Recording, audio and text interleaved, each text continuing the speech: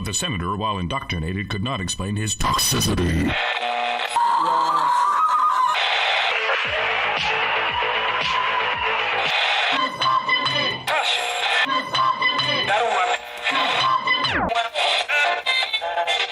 You should not listen to men's rights advocates if you want to know what they have to say.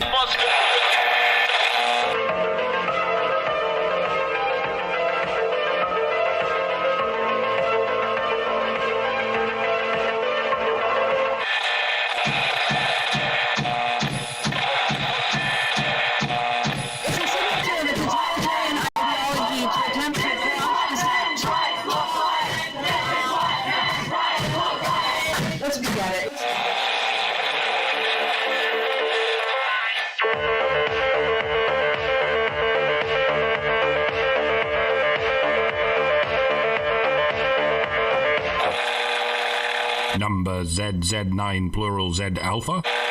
Number ZZ9.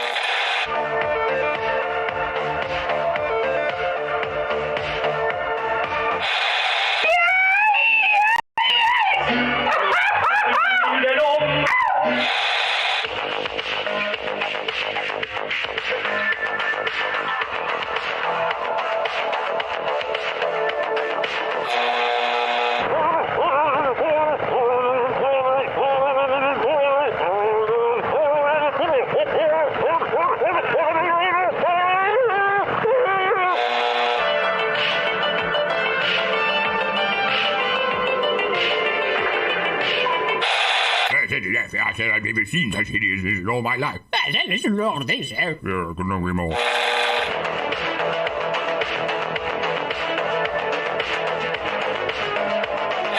Like a furry torpedo to the jugular.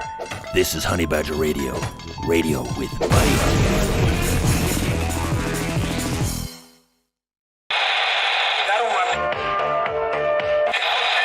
But the senator, while indoctrinated, could not explain his toxicity.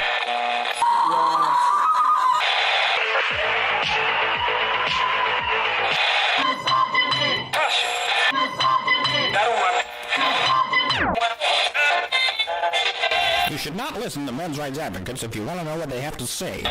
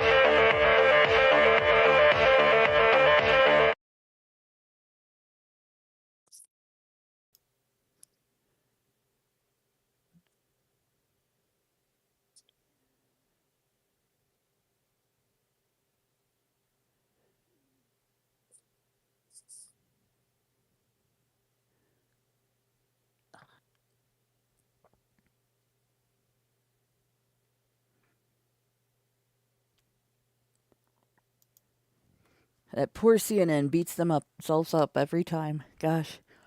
Had to do that.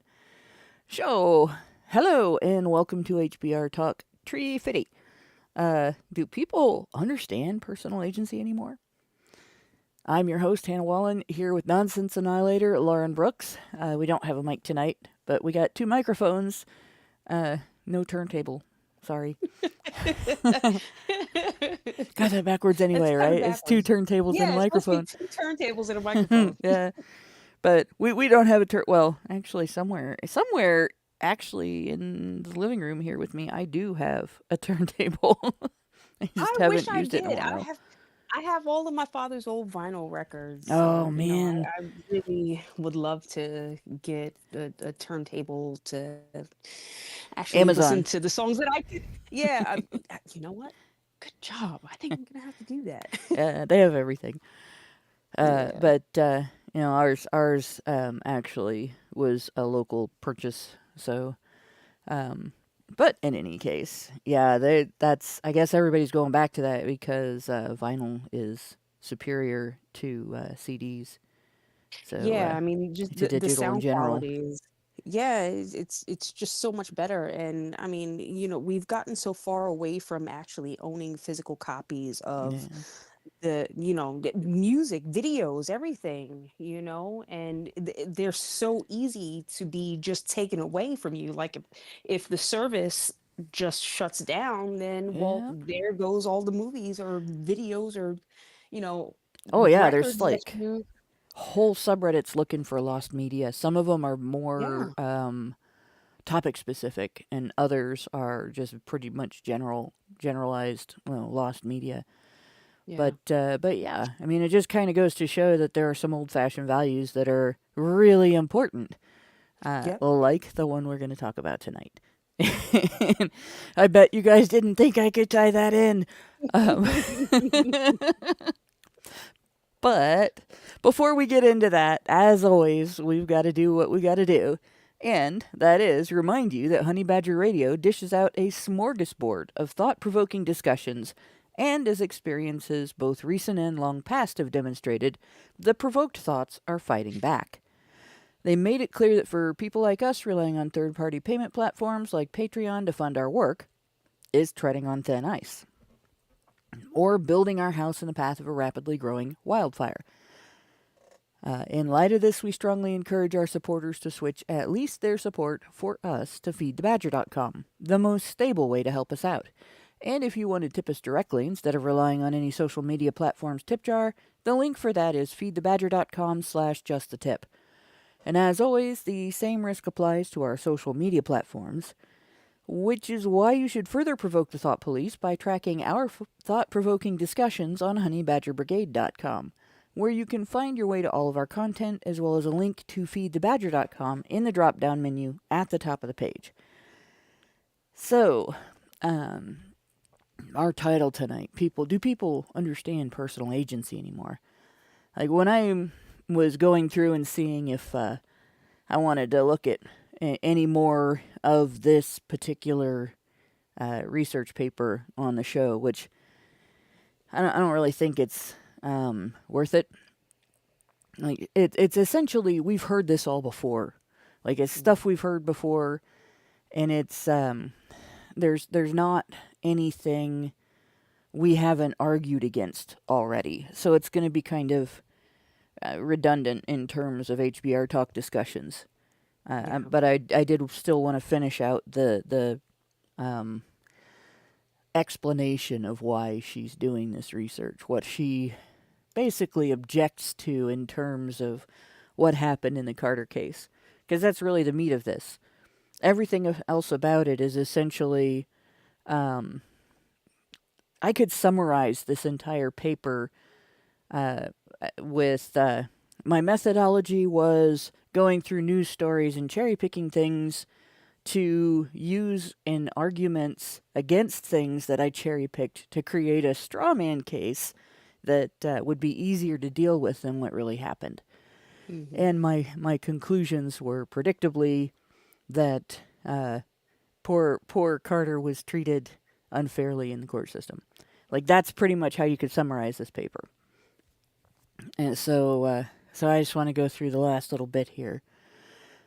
And remember, we read previously that she's framing this as Michelle Carter being unfairly villainized for telling a guy to get back into the truck when he called her for help during a suicide. And he got out and called her because he was scared. And she browbeat him into getting back in the truck. And apparently it was unfair and a reliance on her femininity to treat that behavior as inappropriate. So, in her last paragraphs, the writer says, "The Carter case is a noteworthy account of the long legacy of criminalizing girls' virtual communication." So she's comparing it to online bullying. Like the time that a couple of girls were threatened with jail here in Ohio for basically defending the boys in the Steubenville case and calling the accuser a liar. Yeah, I remember that case. Right? And the Attorney General's office basically told him to take the post down, put them actually in lockup overnight, scared the crap out of them. Like, that was the goal, and threatened them with prosecution if they said anything else about it. Right? But I don't think this woman would have an objection to that, because those girls were, she would say they were bullying a rape victim. So, yeah. The long legacy of criminalizing girls' virtual communication. In portraying Michelle as manipulating Conrad to die by suicide, the mediated narrative reframes Conrad as an innocent boy who did not choose to kill himself, but instead was driven to suicide by the machinations of a calculating girl with selfish motives. So here, this is an interesting tactic, right? She's already in the Mott Bailey, where she's argued the Mott of, you can't condemn all girls' social media speech, when the Bailey is actually, you should be able to tell people to kill themselves online and in text, and not be considered accountable for it.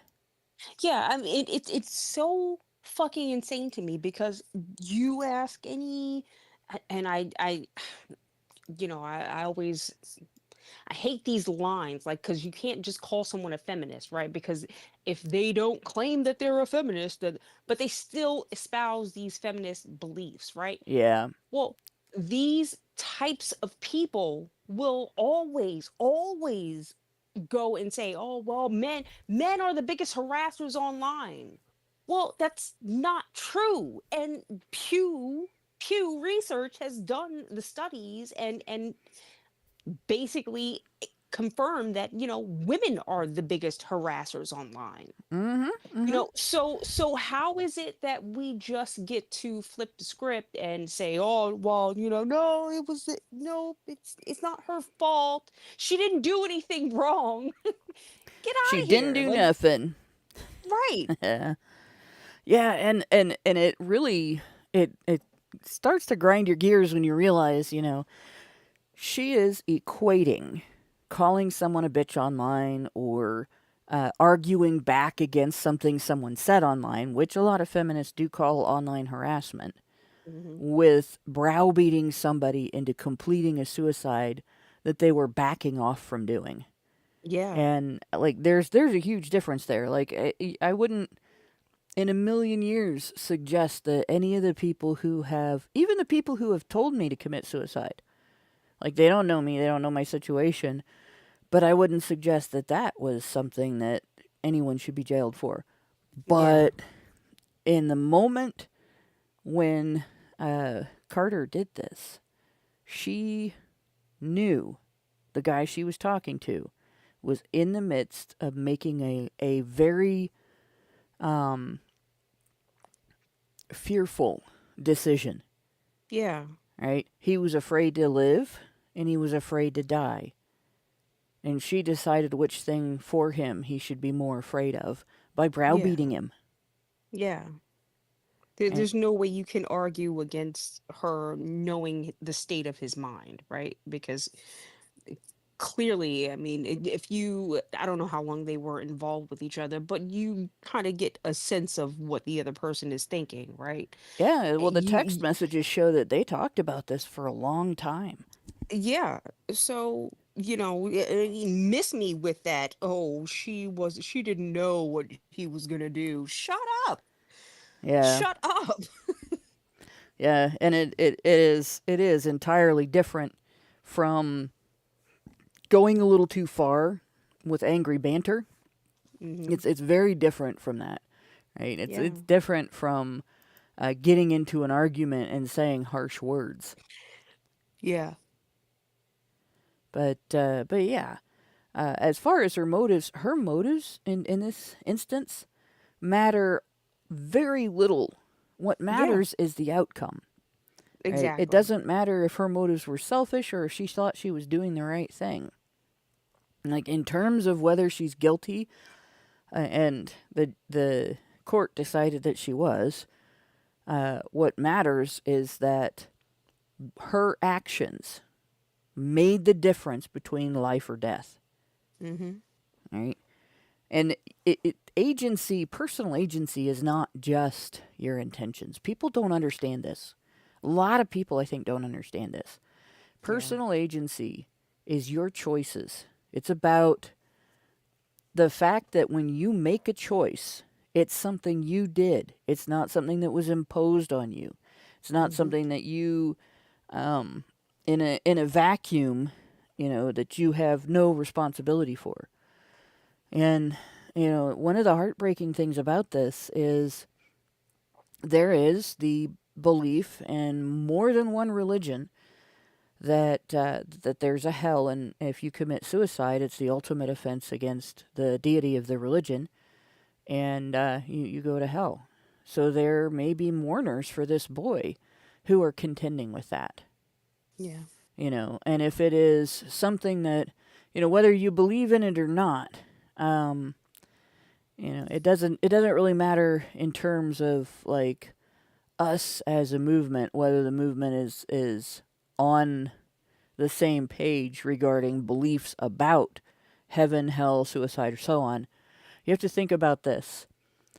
Imagine you're that kid's dad and you do believe that your son did something irreversible that he will be judged for, because it is his personal agency when he steps back into the truck, too. Even though he was manipulated and even though he was browbeaten by this girl, because the court's deciding her personal agency for that. Imagine you have to go the rest of your life thinking that your son is in hell, Yeah. right? Because of your religion. And it doesn't matter whether the public agrees with your religion or not, whether that's the dad's religion and you disagree with it. It doesn't change what the dad experiences or the mom, Mm-hmm. Mm-hmm. right?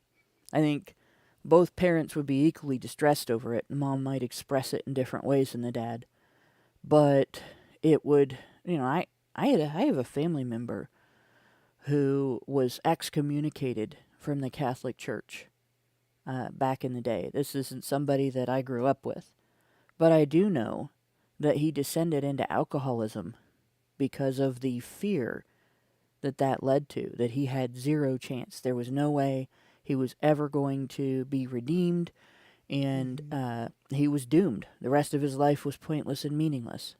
Yeah. Right? That's basically what he was told. And so, as bad as that is to experience that in regard to yourself, your whole life after becoming a parent is about protecting and providing for and taking care of your children until they're adults. And even after they're adults, there are still many, many times when you put them first, especially when they're young adults, because they're Yeah. just getting started in the world.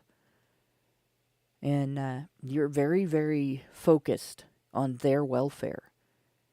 And that would be the ultimate horror to believe that about your child.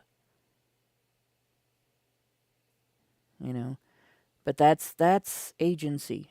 You would think your whole life, the rest of your life, what'd I do wrong? Yeah. And Yeah. if the I mean, I judgment think of suicide in the afterlife is suicides go to hell, personal agency is, well, you got back in the truck. Mm-hmm. And the agency in the court system is, it doesn't matter if it was his action ultimately getting back in the truck. You're the one who told him to do it. Right. All of those represent agency. Yeah. Were you going to say something, Yeah. Lauren? No, I was gonna say, I mean, even if you take the religiosity out of it, you're still stuck with that thought of, is there something that I could have done? Did I do something wrong? Yeah. you know, when you're a parent. Now, I'm speaking out of class here because I don't have kids. However, I do have a niece and nephew, and I mean, the emotions run similarly, right? Because if either one of them had, expressed anything like this, or if I thought for a fleeting moment that there was something that was, you know A causing them danger. yeah, causing them to feel this way, or someone in their lives, I swear to God, it-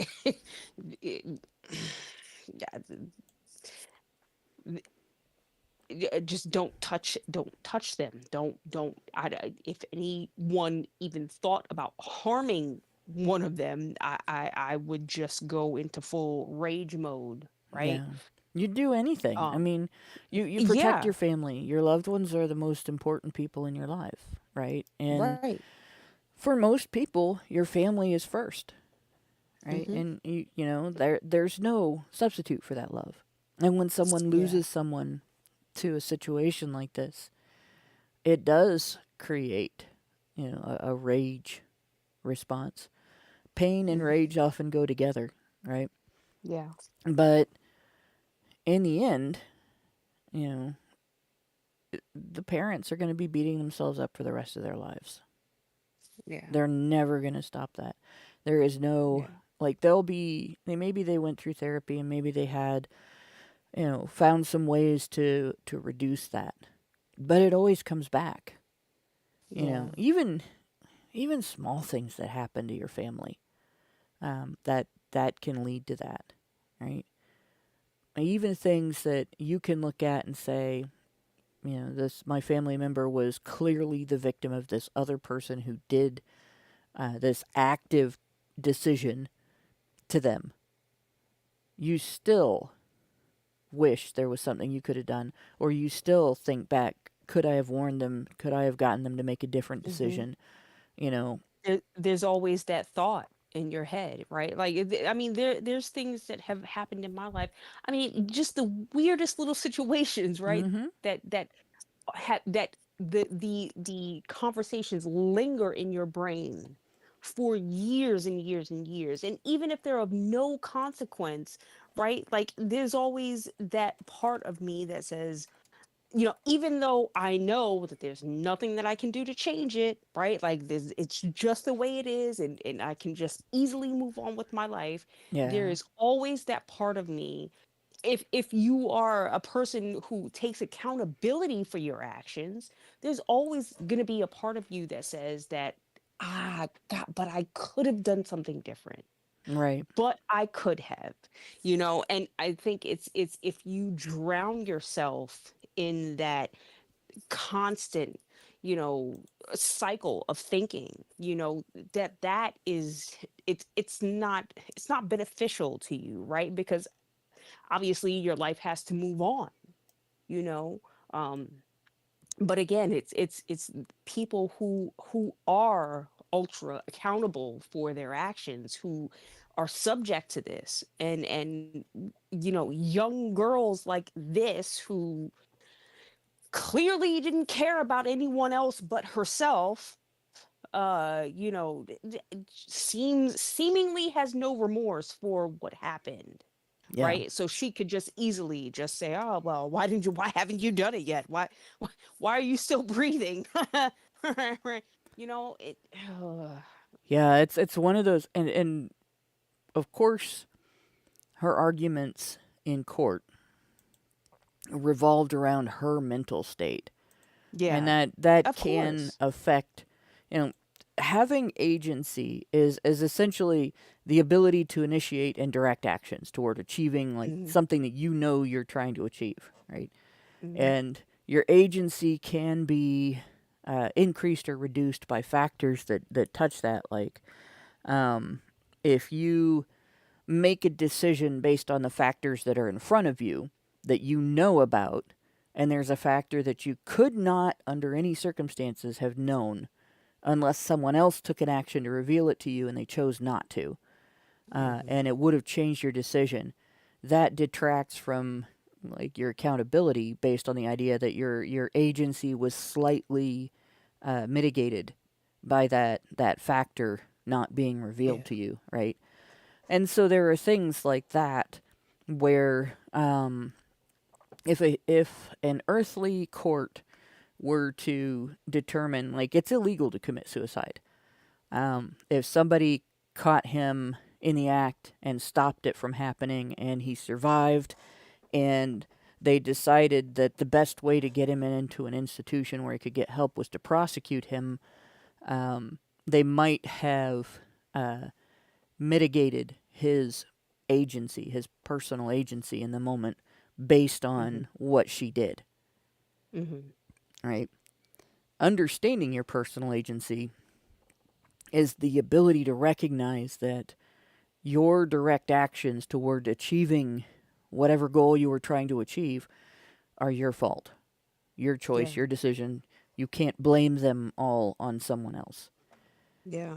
And a lot of times, guys have inflated agency where,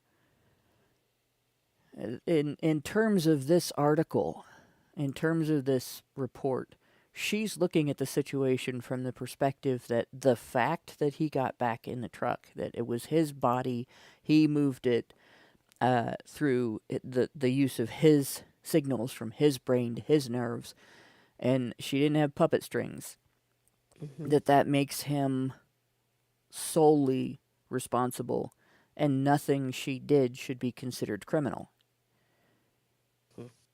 Right? That's the perspective that we're seeing here. Yeah. Whereas if you look at any other type of con job, if someone sells you a bill of goods, lies to you about a product, and makes sure you don't have access to accurate information about it, right? And you give them money and then you don't get the product, or the product isn't what they said. If you go to court over it and you can prove that the information you were given was inaccurate and that it was a deliberate decision on the part of the person selling to you, they can be convicted of fraud, right? They can be convicted of a crime. Then I would say, you know, encouraging him to get back in the truck and selling it as the right decision and the decision he wants the most, the decision that he fears the least, is a type of fraud. Yeah. Especially considering he had gotten out and called her in fear. So this woman then goes on, this writer goes on to say, this examination of the media coverage of the Michelle Carter case considers the implications of a narrative that suggests girls girls can manipulate others to die by suicide using virtual communication. So she's, that's her objection. Her objection is that it's being acknowledged that you can bully someone into suicide using communication that is virtual instead of direct and verbal, which implies that technology somehow acts as a cushion to make hurty words less hurty. Like, am I off base seeing that in that statement? No, no, not at all. Not at all. And she goes You on. know, it's like, this author is trying to say that for some reason we can't try to understand, or there's no way possible that we can understand what was going on through her head, yet she's not responsible at all for her assumptions of what was going on in his head when Yeah. she tried to manipulate him, right? Because that just doesn't happen. It's just because she used a cell phone, and she's a female, so it's just not, that's not possible. Like Yeah. this. Oh, God. Now, there's another context that I want to add here, right? And this people really should consider. There are laws being passed in Europe against online misogyny, right? And misogyny is very, pun intended, broadly defined, to include not just overtly hateful statements, things that would be considered hate speech if you said them, for instance, based on somebody's race or their national origin, but also any kind of criticism, like it's online misogyny if you criticize Jodi Arias for killing her ex-fiance. And you're too harsh in your description of the type of person who would approach somebody in one of their most vulnerable moments, slash their throat, shoot them, and stab them over 20 times. Almost 30, actually, in order to kill them. Like, you can't say mean things about her for doing that because she's a girl. Yeah, like the most offensive thing you could do is offend her nature. Completely aside from the fact that she actually murdered someone. Yep. It's more offensive that you hurt her feelings. Yep, or you hurt other girls' feelings by using hurty anti-female words to describe a vicious, brutal, violent killer, right? Right. And part of the narrative that's being used to promote these laws, part of the narrative that's being used to suggest that you shouldn't be able to say somebody who would stab somebody to death, slash their throat, and shoot them while they're naked in the shower is a fucking bitch. Like, you're not allowed to say that. Nope, too mean. Might lead to somebody feeling suicidal. How dare you disparage her character? Like, right? Wait a minute, what? No, it's because bitch is considered to be a misogynistic term, right? If you said something else nasty, call her a murderer, call her violent, aggressive, evil, suggest that when she dies, she's going to burn in hell unless she, is redeemed by some religion. Anything else like that, you could get away with saying. But you can't hurl the word bitch at a violent, brutal murderer because that's gendered, right? Even though it's not, guys get called bitches too. And that is being promoted. That kind of legislative silencing is being promoted on the idea that hurty words online cause people to commit suicide. Yeah. So when it's directed at women and girls, they'll admit that hurty words online cause suicide. But when it was done to a boy, suddenly it's not that big of a deal. Yeah. Oh, it was his fault. Yeah, how dare he be hurt? Right. So she goes on to say, I attempt to highlight cultural desires and anxieties about girls that are reflected in and produced by the public discourse that emerged in the media following Conrad's death, while also noting the carceral logics at work in this case. So when she says cultural desires and anxieties about girls, remember that earlier she talked about this as evidence of a woman's perceived duty to act in a more feminine, caregiving way, right? And I want to remind people, if you're standing on a street corner and you're across the street from a Rite Aid, and you see somebody bust open a window and go inside, you have a legal obligation to report, to call the police. Somebody just broke into the Rite Aid across the street from me. I'm on the corner of street name, right? And you have a duty to give the best description you can accurately give, what you saw, and you have a duty to file a complaint. Right? Even if you don't have anything, you don't work there, you don't have any stake in Rite Aid, doesn't matter. If it's somebody's house, same thing, right? If you're working in an office and your coworker embezzles and you find out and you don't report it, there can be criminal repercussions for that you didn't say anything. But somehow, when it's a chick who is actively badgering somebody into committing suicide, she doesn't have that same duty that everyone else has. Yeah, well, no, and especially not when the person being acted upon is a male, right? Right. Again, it just goes way back into this whole male disposability thing.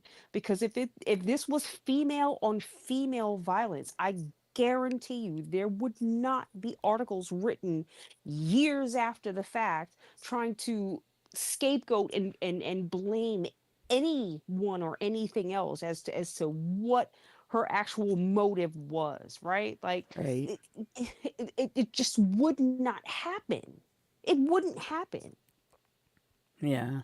No, because the target was male, it gives her a black and white view, right? Good and evil. Girls are Right. good, boys are evil. And Yep. that's, if it was girls against girls, it becomes this whole nuanced discussion where both sides have to be right about something, Mm-hmm. and therefore both sides have to be wrong about something, right? Yeah. And it's you see that when you see anti-feminists arguing with feminists about issues pertaining to men and boys. Like, all of a sudden, the anti-feminists are bullies, even if it's your original post and feminists jumped in underneath to say nasty things to you about it. Yeah. It suddenly, you're the bad guy. I've actually experienced that directly. I always think it's kind of funny because it's like, I basically just posted the equivalent of men are good, and she told me to die, and you're calling Yeah. me the bad guy for getting Yeah. annoyed about it. Yeah.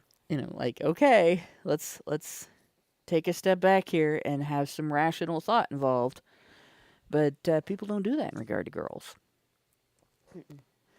She goes on to admit, my analysis aims to make visible the taken for granted ideas about normative femininity, i.e., girls are natural caregivers, inherent within the media discourse surrounding the Carter case, while also pointing to the systemic issues that may be at play in the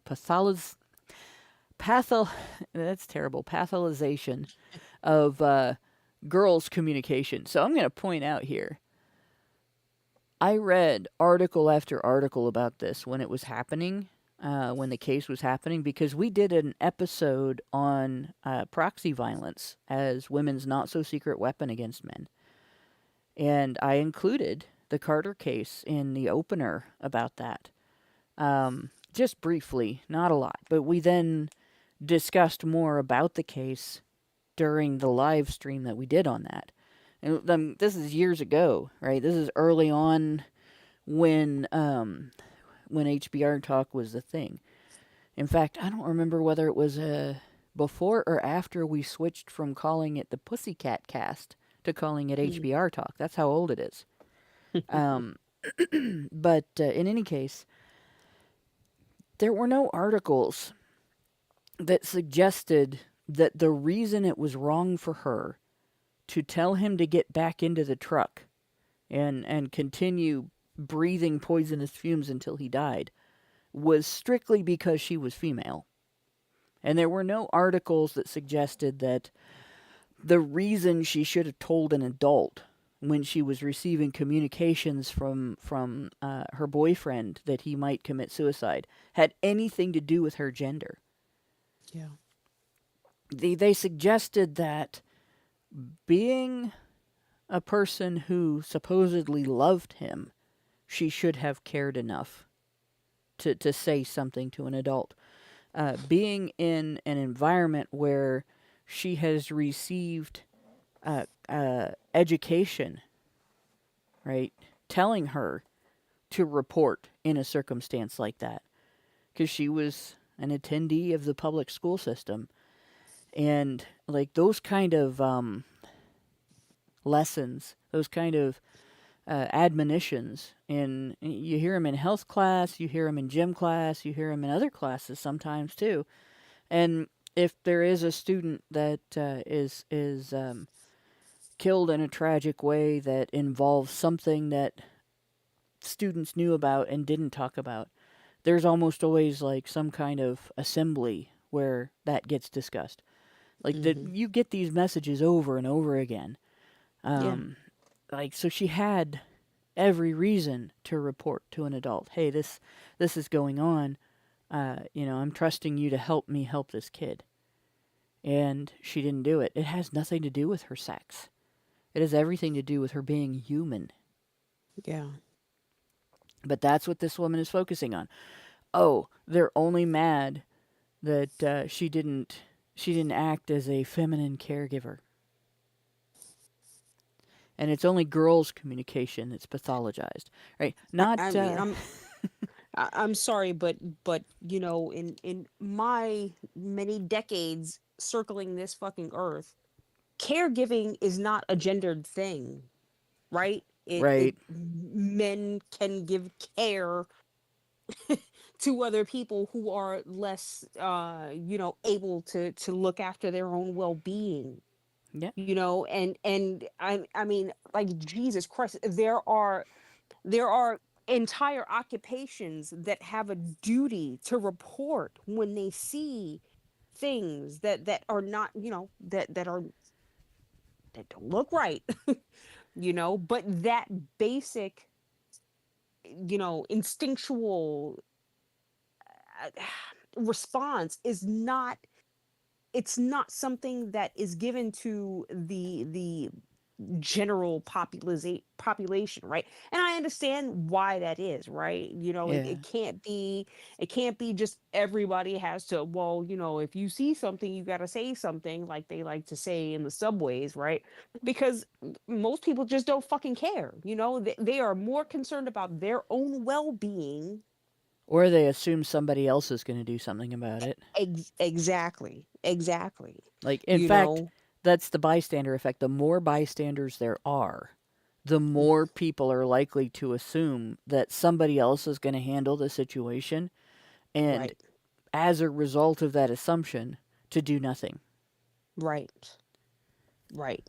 And I think we have infantilized women to the point where they are just automatically, by default, they are not responsible. Yep. you know they're not the ones that have to say anything, because they themselves feel like, well, I need my level of protection. And you know it's What really gets me is that the way that this woman is framing things, we are supposed to view women as automatic bystanders, default bystanders, yes, even yes, when they are directly involved. involved, correct. So when you talk about the bystander effect, um, usually the example being given is somebody being mugged or murdered on the street, and Hmm. the violence against the victim is witnessed by a crowd of people.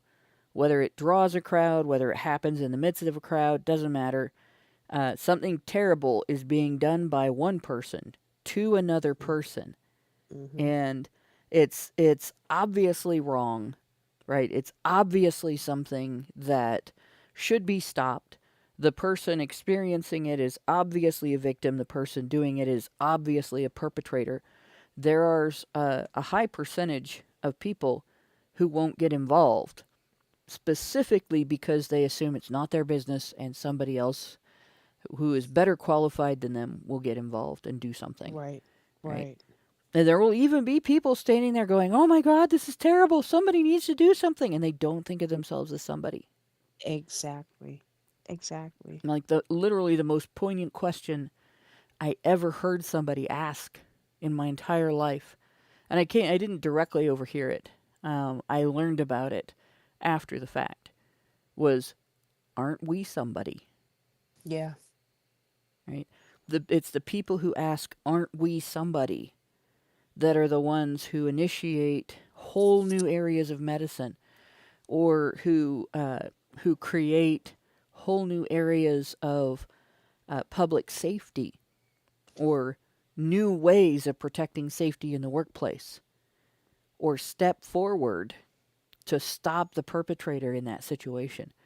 Mm-hmm. And that bystander effect leads to people condemning the person who does step forward as Right. underqualified in most cases. Well, this Right. wasn't a cop. Why did he do it? Right. Like the Daniel Penny situation. Yep. Like the Right. The, Daniel Penny situation, like Kyle Rittenhouse.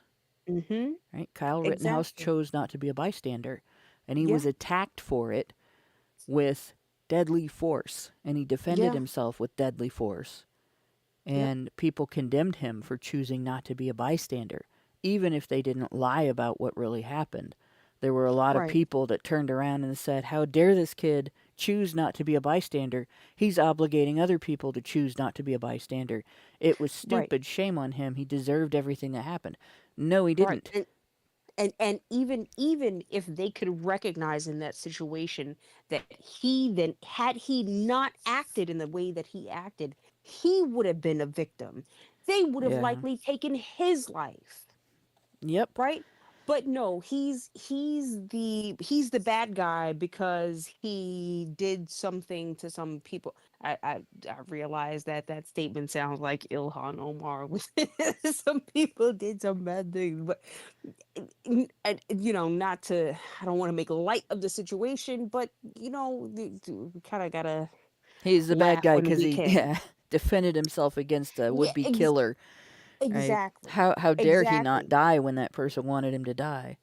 Exactly. And it's exactly speaking to the thing that you just brought up, where everyone wants everyone is conditioned to be kind of the bystander, Yeah. instead of saying there's something that I actually could have done, because there were plenty of other people in that situation that could have stopped those people, where those those pedophiles didn't have to get killed.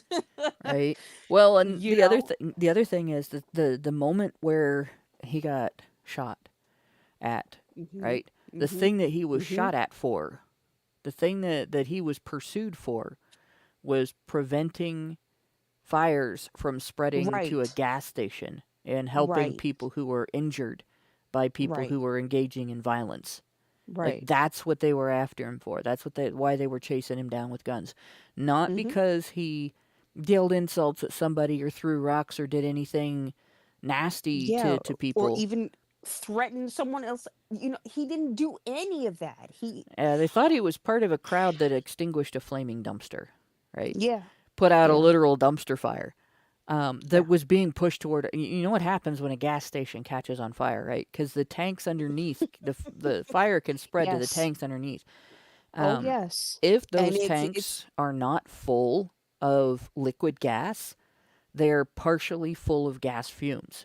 Does everybody know how an internal combustion engine works?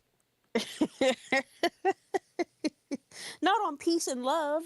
Yeah, no, no. The No. explosion inside your internal combustion engine that causes the pistons to move Mhm. is caused by vapor, Yeah. gas vapor. It is the mixing of gas fumes, basically, gas vapor. It's not quite the same exact thing, but because it's created on purpose, and an oxygen that I mean, creates, and the spark that creates that explosion. And that's in a you're tiny little area, okay? yeah, So if you have a it's gas tank that is maybe half full of fumes, that is a big fucking explosion. right. It's illegal for you to even smoke a cigarette if you're in the process of pumping gas, Yeah. because what can happen could be devastating, right? Like and God forbid those gas tanks underground are full, like completely full. I mean, Well, if they're completely full, it's actually less of a threat. Although liquid gas can catch fire, and it's very dangerous right, in and of right, itself. And if a right, fire is right, hot right. enough to get in there, and like if it burns through the pavement and burns through everything that is enclosing that fuel, or it causes a leak, then yeah, that's going to fuel the fire too. Yeah, but that's a cigarette. Like, not we're not talking about a Yeah, whole yeah, goddamn dumpster on fire, which is exactly what they were trying to do. They were trying to push that dumpster into the gas station, which would have caused a major eruption. And yeah, no, it's not. Oh no, he was just. It was a peaceful protest, people. yeah. And by the What way, do you folks, guess what's mean? underneath the road? Right, Natural gas lines right. under many, many roads. So if you have an explosion that rips one of those open, you have a very serious problem. Yeah. So yeah, him choosing not to be a bystander, that choice wasn't just made in terms of, what am I preventing? Oh, a bunch of people protesting. I'm gonna go be, I'm gonna go be a hero. That was I'm sure selfless. there was some consideration of, this kind of thing can get way out of hand. We've seen Hmm. previous protests get way out of hand, and he had a close friend that had a business that needed protected, and he showed up for his friend. That's not that's not something you would criticize. It's not something wrong, right? That was a completely selfless act that he did, that you would never ever in a million, it would never have been a female Yeah. doing what he did. No. Meanwhile, if that same guy who is criticized for not being a bystander was present at a party where some couple got drunk and went upstairs and had sex, and the girl later said, I was too drunk to consent, I was raped, and nobody stopped him from doing it, he would be highly criticized for being Yep. just a bystander in that situation, Yep. right? So when he was not a bystander when a group of people tried to burn down a whole city, that's a problem, right?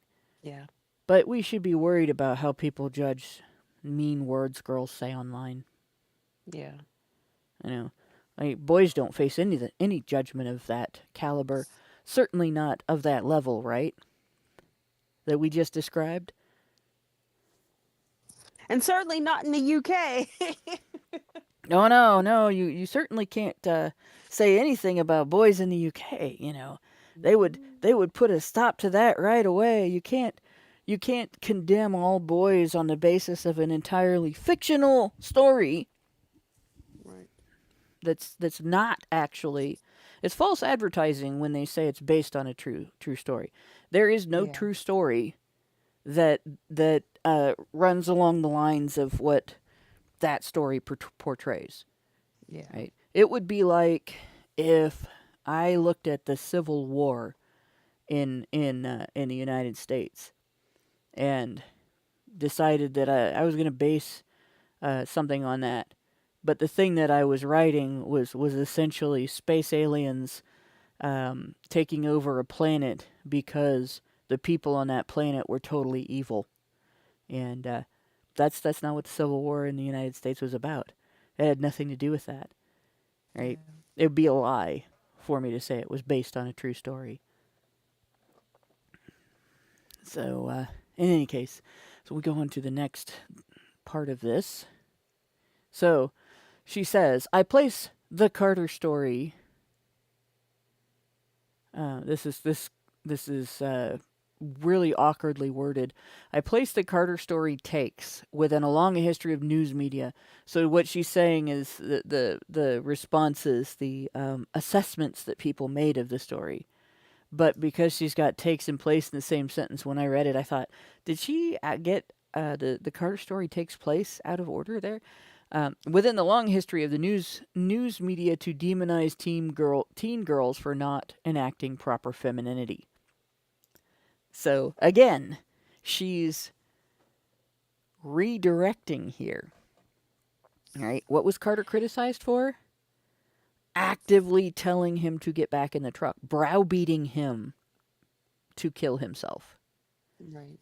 And her statement is, I place the Carter story takes within a long history of the news media to demonize, I think she meant demonizing, teen girls for not enacting proper femininity. And what exactly is it, does proper femininity mean I mean, we know what she's talking about, right? Like there's that women have some sort of inherent responsibility to be mindful and careful and life preserving, which we all know is bullshit because today's women, they are nothing of None the of those fucking sort. things.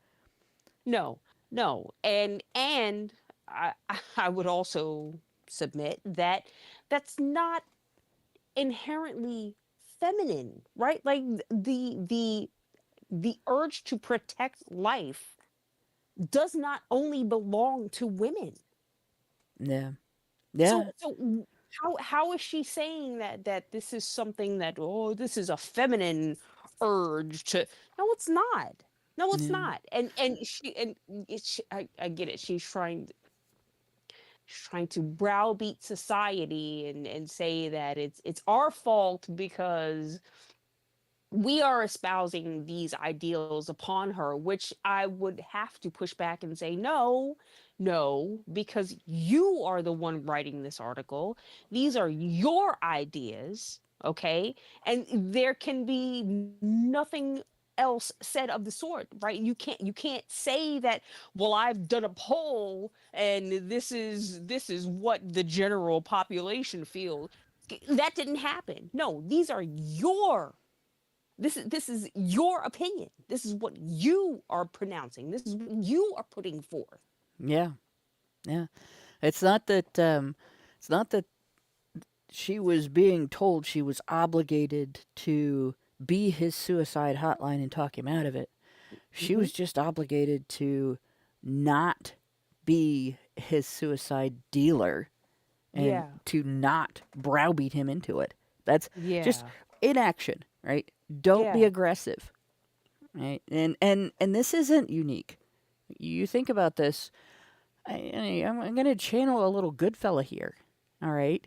When there's a disaster, right? The dam breaks and there's a flood. There's a hurricane. There's a big forest fire, right? Or an earthquake. A tornado goes through your community and eats up all the houses. Who are the people who go in and start rescuing people in dangerous situations? Who puts out the fires? Who are the people who go in as their own little army, the Cajun Navy? Who's on those boats? Because I didn't see any women, Nope. right? Not a one. Who dies trying to save other people? The cop that I read about on a show a while back when Texas had its flooding, that drowned in his police car. Not a woman. Mm-mm. Okay, like who are the people who go in and handle the dangerous jobs, the dirty jobs, the cold, dismal, scary, and sometimes traumatic job of finding the bodies, right? 9.9 out of 10 times it's the men. Right. When when the Oklahoma City bombing took place, one of the pictures that gave me nightmares was that fireman coming out with a dead child in his arms.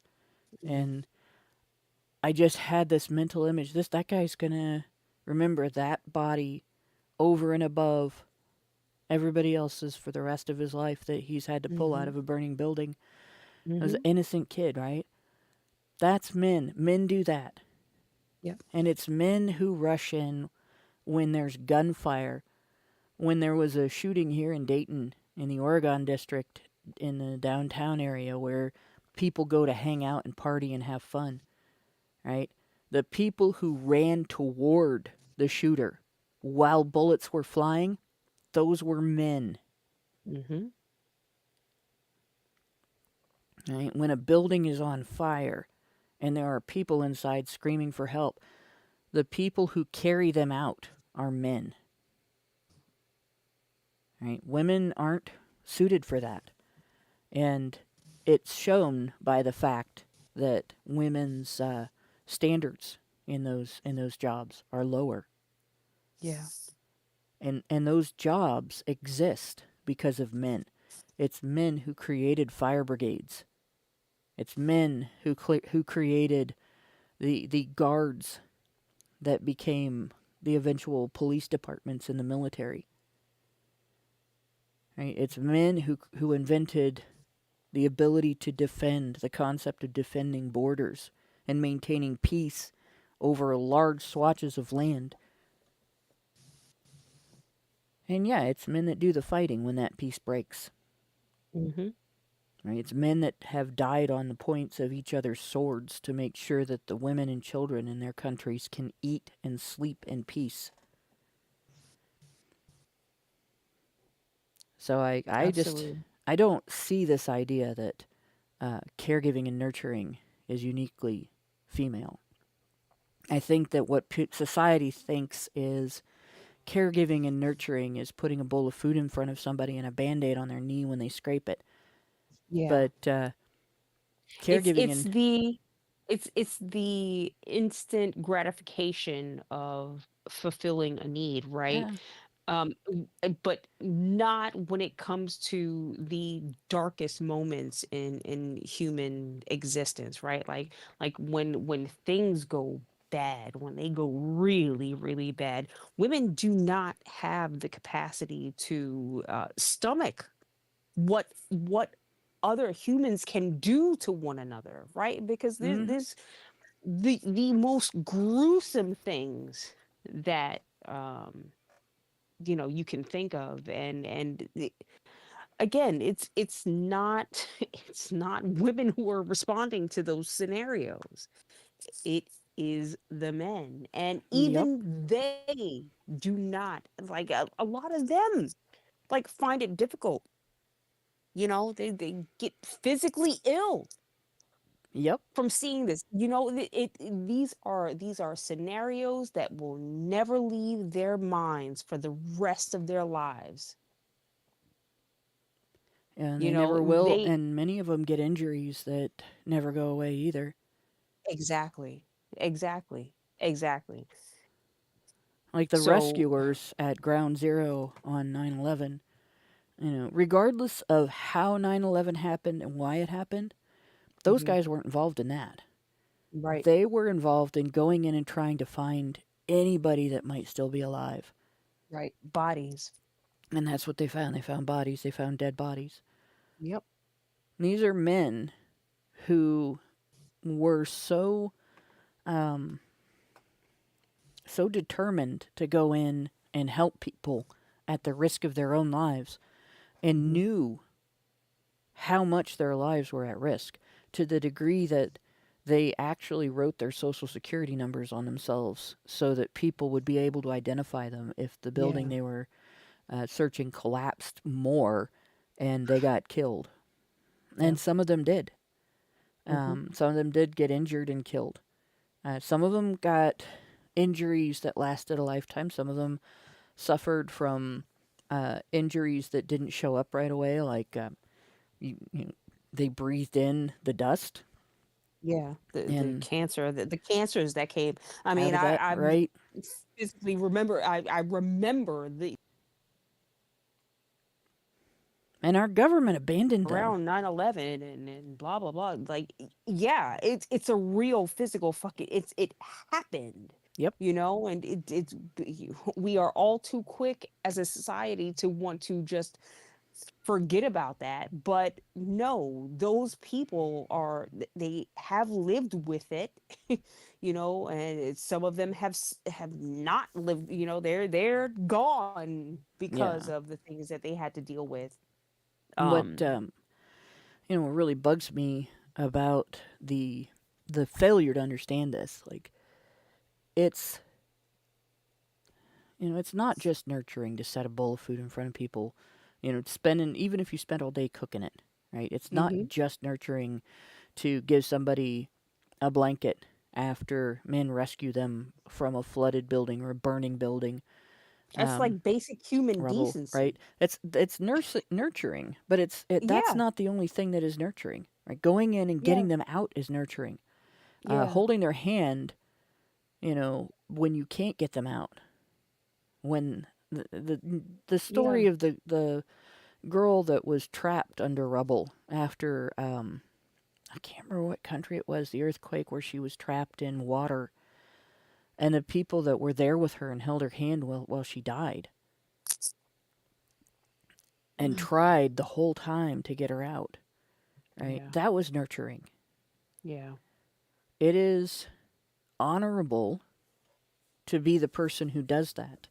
And it is honorable to be the person who, when the traumatized victims come in from their dangerous situations and the traumatized rescuers come in from getting them out of those situations, gives them blankets and water and food and listens to their stories. It's honorable to Mm-hmm. be that person.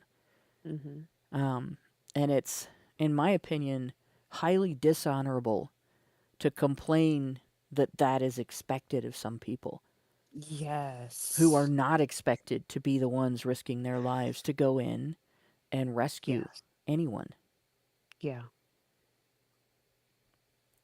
It Yeah. is highly dishonorable to complain that it shouldn't be expected of you to call for help when your neighbor's house is on fire or your neighbor just told you he's about to kill himself. Just, how can anybody say that it's um, an unfair obligation when we obligate men to do so much more than that? Mm-hmm. She goes on and says, this article asks how various media participate in constructing Michelle as responsible for murder, constructing, Constructing. and the effects of that construction. In answering that question, I contribute to scholarship that highlights adult concern regarding how teen girls use new communication technologies.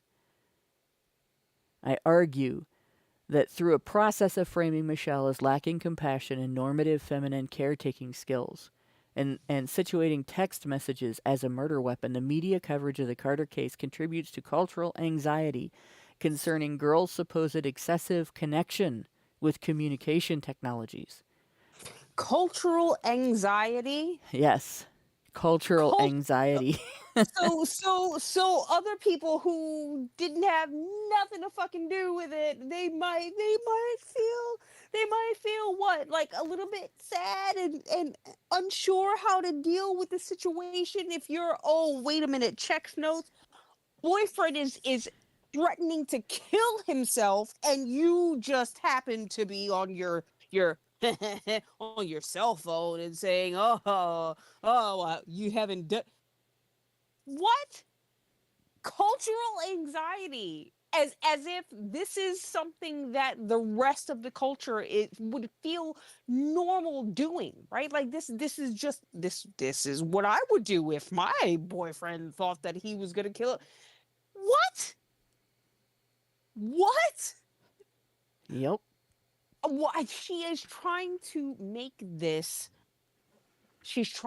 this milk toast and just, well, this is, yeah, no, this is just, and this is the societal pressure of what happens, right? Yep. Well, you think about this. All right. Let's make one other comparison here. Okay. Um, we have heard over and over and over again about how men and boys are expected to physically risk the health and safety of their person, their bodies, Yes. right? Yes. Being non-bystanders when a woman is in danger, stepping in if another man is doing her harm, stepping Mm-hmm. in if it's rape, stepping in if it's burglary, stepping in if it's robbery, mugging, battery, if there's a a domestic abuse situation going on, if a man knows about it and he does nothing, he's the bad guy, right? Yes. If a Yes. boy knows about it and he does nothing, not says nothing, but does nothing physically, he's the bad guy, Equally culpable. right? And they're portrayed that way in movies, in television shows, in music. Think about that song "Wait in the Truck," that country song that came out a Yes. while ago, right? Where the Yeah. guy just runs across a strange woman in the middle of the road, and upon being, you know, not told, but concluding from her behavior that Hmm. she's the victim of a domestic abuser, he must be willing to go to where the man lives and kill him and go to jail for it for the rest of his life, Yeah. because it's worth it to just save this woman from the situation she didn't even tell you was going on, Right. that you just got that picture because of her injuries, right? I'm that's defending her honor. that's how stark the demand is on men, right? Yeah. and Yeah. and the idea of male power is a physical power among our society, like among people in Hmm. our society. We think of men as big Hmm. and strong and tough, physically capable, and that's the power that we expect them to use as a society to protect, poor, vulnerable, weak women that can't do anything for themselves and blah blah blah, right? Women's power is social, Yes. right? Yes. And So men. this expectation that she is objecting to is the equivalent of a man's power to grab another man's arm and say, "Think twice." Hmm. But Yeah. it's okay to expect him to do that, but it's not okay for her to be expected to say, "Hey, mom, my boyfriend is, threatening to commit suicide. I don't know what to do." Yeah.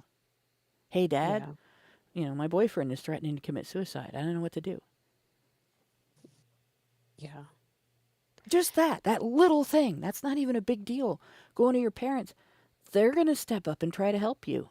They're going to want to call the police or the kid's parents or somebody that'll help him. You're not going to get Right. in trouble for that. Nobody's going to punch you because you did that. You're, it's, Right. it's, it's totally different. You're not going to get arrested for it.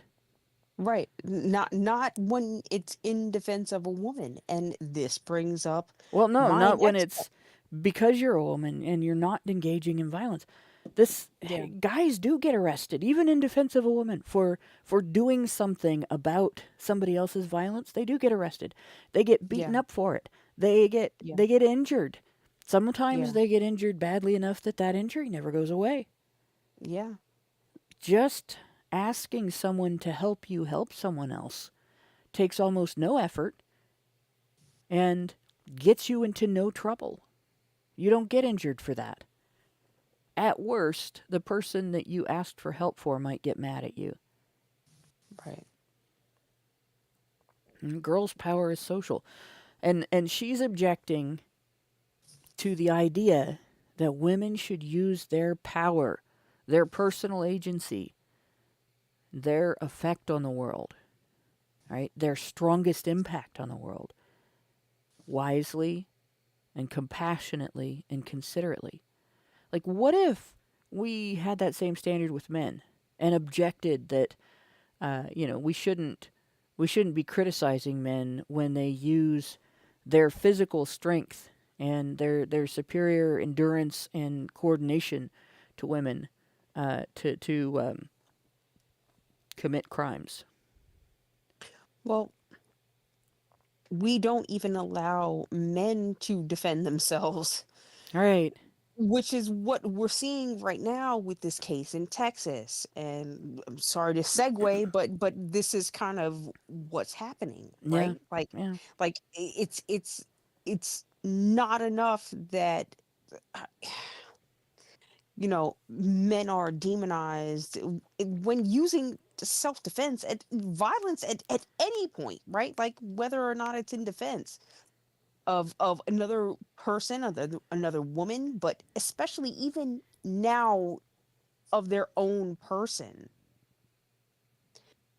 it's just not acceptable. And well, I'll take that back and I will say that this is now what's being questioned, right? Like, when is it okay for a man to even defend himself against another man? Well, and how? Because you have Right, no, I'm not going to say that the situation that we're talking about was one of self defense because right, like um, this was a kid invading another team's space who was asked to leave, who refused to leave, and could have walked away. So he wasn't really in any danger. And mm, when he was approached and grabbed to try to make him walk away, he resorted to deadly violence. Like, that's not justified. But there's more to this situation than, like, kids don't get to the age of 17 acting that way um, without somebody failing them, right? A right, 3-year-old might act that way, and it's perfectly natural for a 3-year-old to act that way. It's perfectly natural for a 3-year-old to respond to somebody invading his space by grabbing him and pushing him too. But it's not. By the time you're 17, you should be responding to that in an entirely different way. And this is where, like, there's a lot of debate going around about this, and I've seen some um, interesting points. But I'm going to switch to that story because we're done with what I wanted to read on this. The rest of it is really, like, that summary pretty much covers that's all she wrote. mm. So I don't know that I'm going to go through this whole story, but let's see if we can find the There, there's actual. there's a lot here, and I mean, I think where everyone is being hung up in is the fact that there's got to be video, right? Like, there Right, there is needs more to be. evidence, There's right? got to be, but even if there's not, there's witnesses. And Yeah, I haven't seen yeah, but anybody it's deny the story that has been put out there, which is that Carmelo Anthony was sitting under another team's tent. The boy he stabbed, and I'm gonna. There we go. Metcalf, Austin Yeah, Metcalf.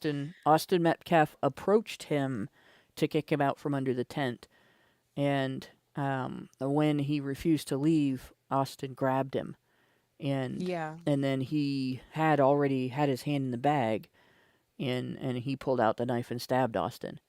And so the first thing I'll say is that Austin did not deserve to die from this, and stabbing him was an no, overreaction to being grabbed. I And agree. that's a fact. That's an undeniable fact. Nobody should be excusing what Carmelo did. But Austin would still be alive if he had walked away from Carmelo and gone to a coach and said, "Hey, this kid's bothering us." Well, and so that this is why this whole situation is garnering so much attention and discussion surrounding it, right? Because now, you and I have actually discussed these things. Like, if you take the knife out of the situation, right? If he had just punched him and Austin fell awkwardly, and that was enough to snap his neck, the situation would still be the same. There's one lost life, right? Mm-hmm. And now we're left to discuss about, well, what is self-defense, and was it self-defense, and was it proper, right? Because Right. there's nothing, he wasn't, Carmelo was not illegally, right? He was breaking no laws, even though it might have been improper for him Right. to be sitting underneath that tent, right? There was nothing illegal about him being there. And if it was improper, then the proper protocol would have been to get an authority figure and say, hey, Involved, yeah. listen, he needs to not be here, right? Because you don't know, he could What have if he been sat down stealing, because he was out of breath? right? Right. Right. Well, and it was raining. Maybe he was just trying to get out of the rain, Right. but there's other reports that say that, that he knew them, and, he was friends with other people on the team. So, maybe it wasn't Yeah. such an Maybe he sat down unfriendly to talk to a situation. friend. Right. We don't know. The only thing we know is that there was a confrontation, right? And there the the I don't want to say the threat, but it was stated, well, put your hands on me and we'll see what happens, Yeah. right? Listen, you wouldn't have to tell me twice, okay? I'm not messing with you Yeah. after that, but it's just so difficult to actually diagnose postmortem, because again, we don't have video. We have the police report now, um but I mean, there are reports that say that um Anthony, I think, is it Anthony or whatever, the white kid, put his hands on Carmelo, He did. He right? grabbed him. He was going to kick him out from underneath the tent. This is where, Yeah. like, and I grew up in a violent neighborhood. Not a criminally violent neighborhood where adults were breaking into each other's houses and doing shit like that, but in a neighborhood where, Mhm. you got to remember, in the 1970s, kids, we were allowed to run wild. You go out the door at 7 or 8 o'clock in the morning in the summertime. You come home for lunch, and then, if your mom's lucky, and then you come home for supper, and then you come home when it's dark enough out that the mosquitoes are going to get you. Mhm. Maybe. But the rest of the time, you're out and about with other kids, and there may not be an adult within eyesight for hours. Okay? Right. And we had violent interactions as a means of settling disputes. And we even Mhm. had violent interactions for fun. I think I've said this before. I talked about this, I think last week actually. We had right across from the park in front of one of my friend's houses, there was a weeping willow tree. And when, in the fall, when the little leaves would fall off of the long branches, the long whip-like branches, we would pull those branches off, because they would fall to the ground too, but they were fresher if you pulled them off. Mhm. And we would have whip fights with those for fun, right? And you were, prestige came from being able to show off a welt that went all the way down, spiraled all the way down your leg. Oh, That jeez. you didn't yell when you got that, or all the Yeah. way down your arm. Of course, moms would get mad. I got in trouble for that, because those injuries can get infected, Yeah. But Yeah. and there are smarter things to do for fun, you Yes. know, like jumping from the top of the monkey bars to the tree next to the monkey bars. um, we did a bunch of dumb stuff when we were kids, right?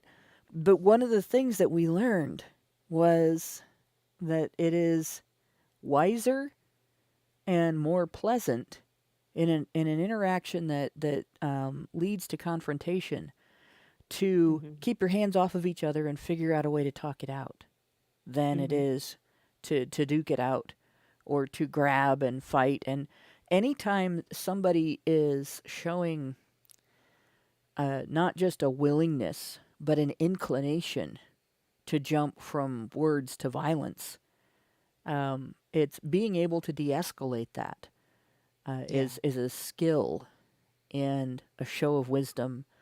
A person who can de-escalate that has more gravitas in the neighborhood Yeah. than the other kids do.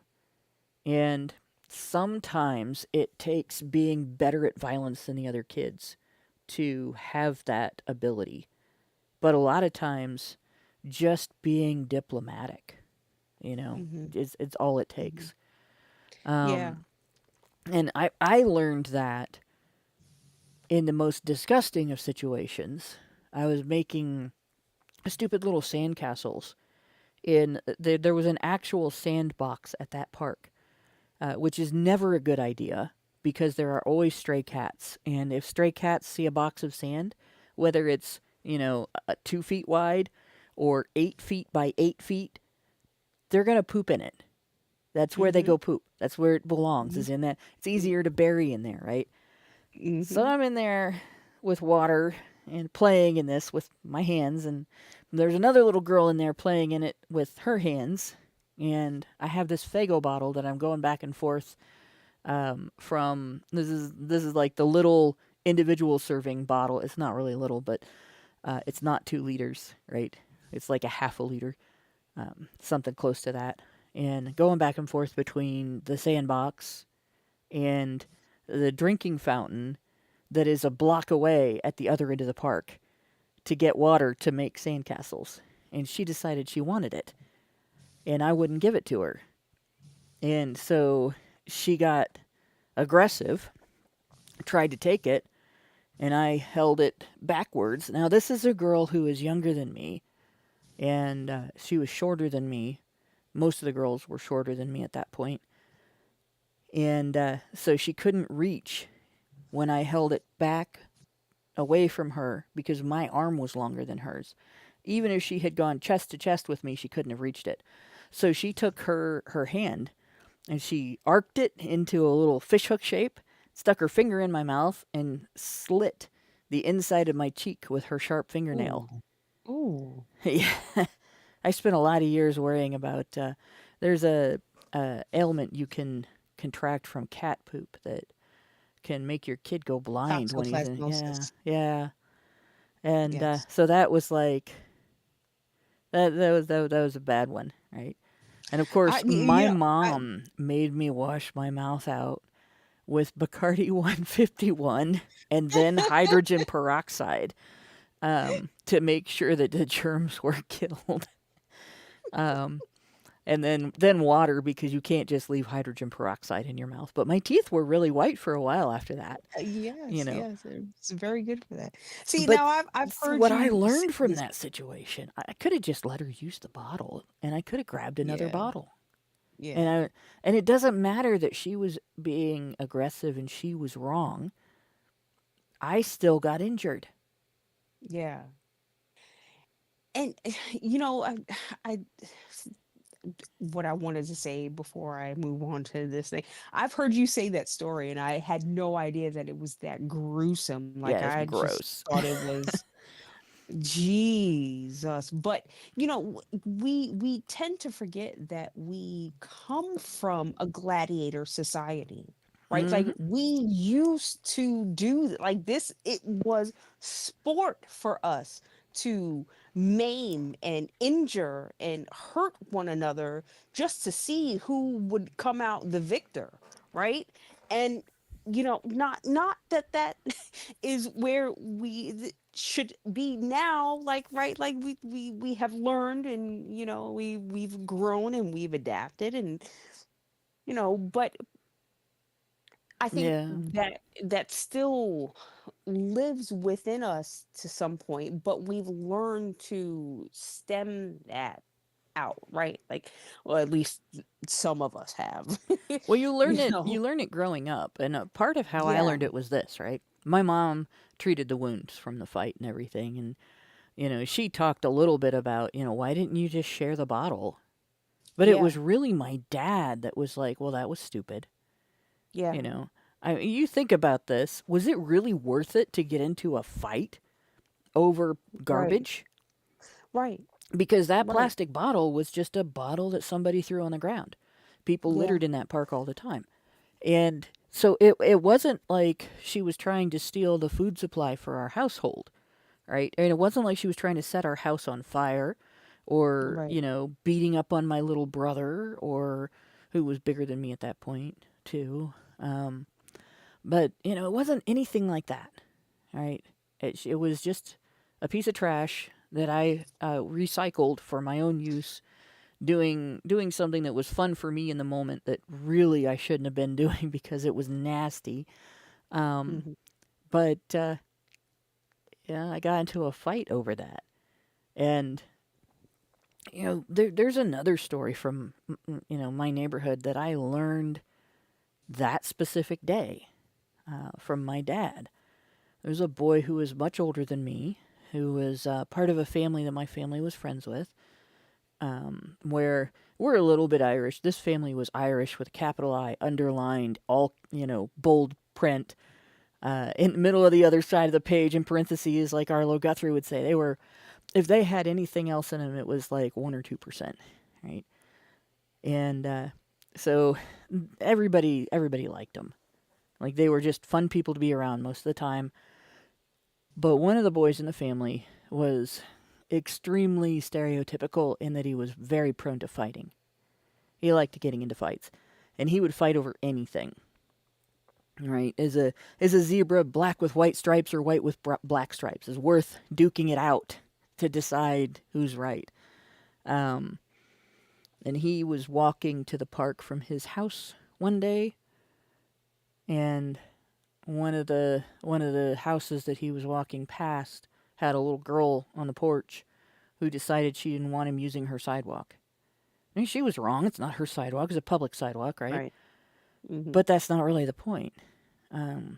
She picked up a stick and she told him, "You take one more step, I'm going to throw this stick." And he didn't take her seriously.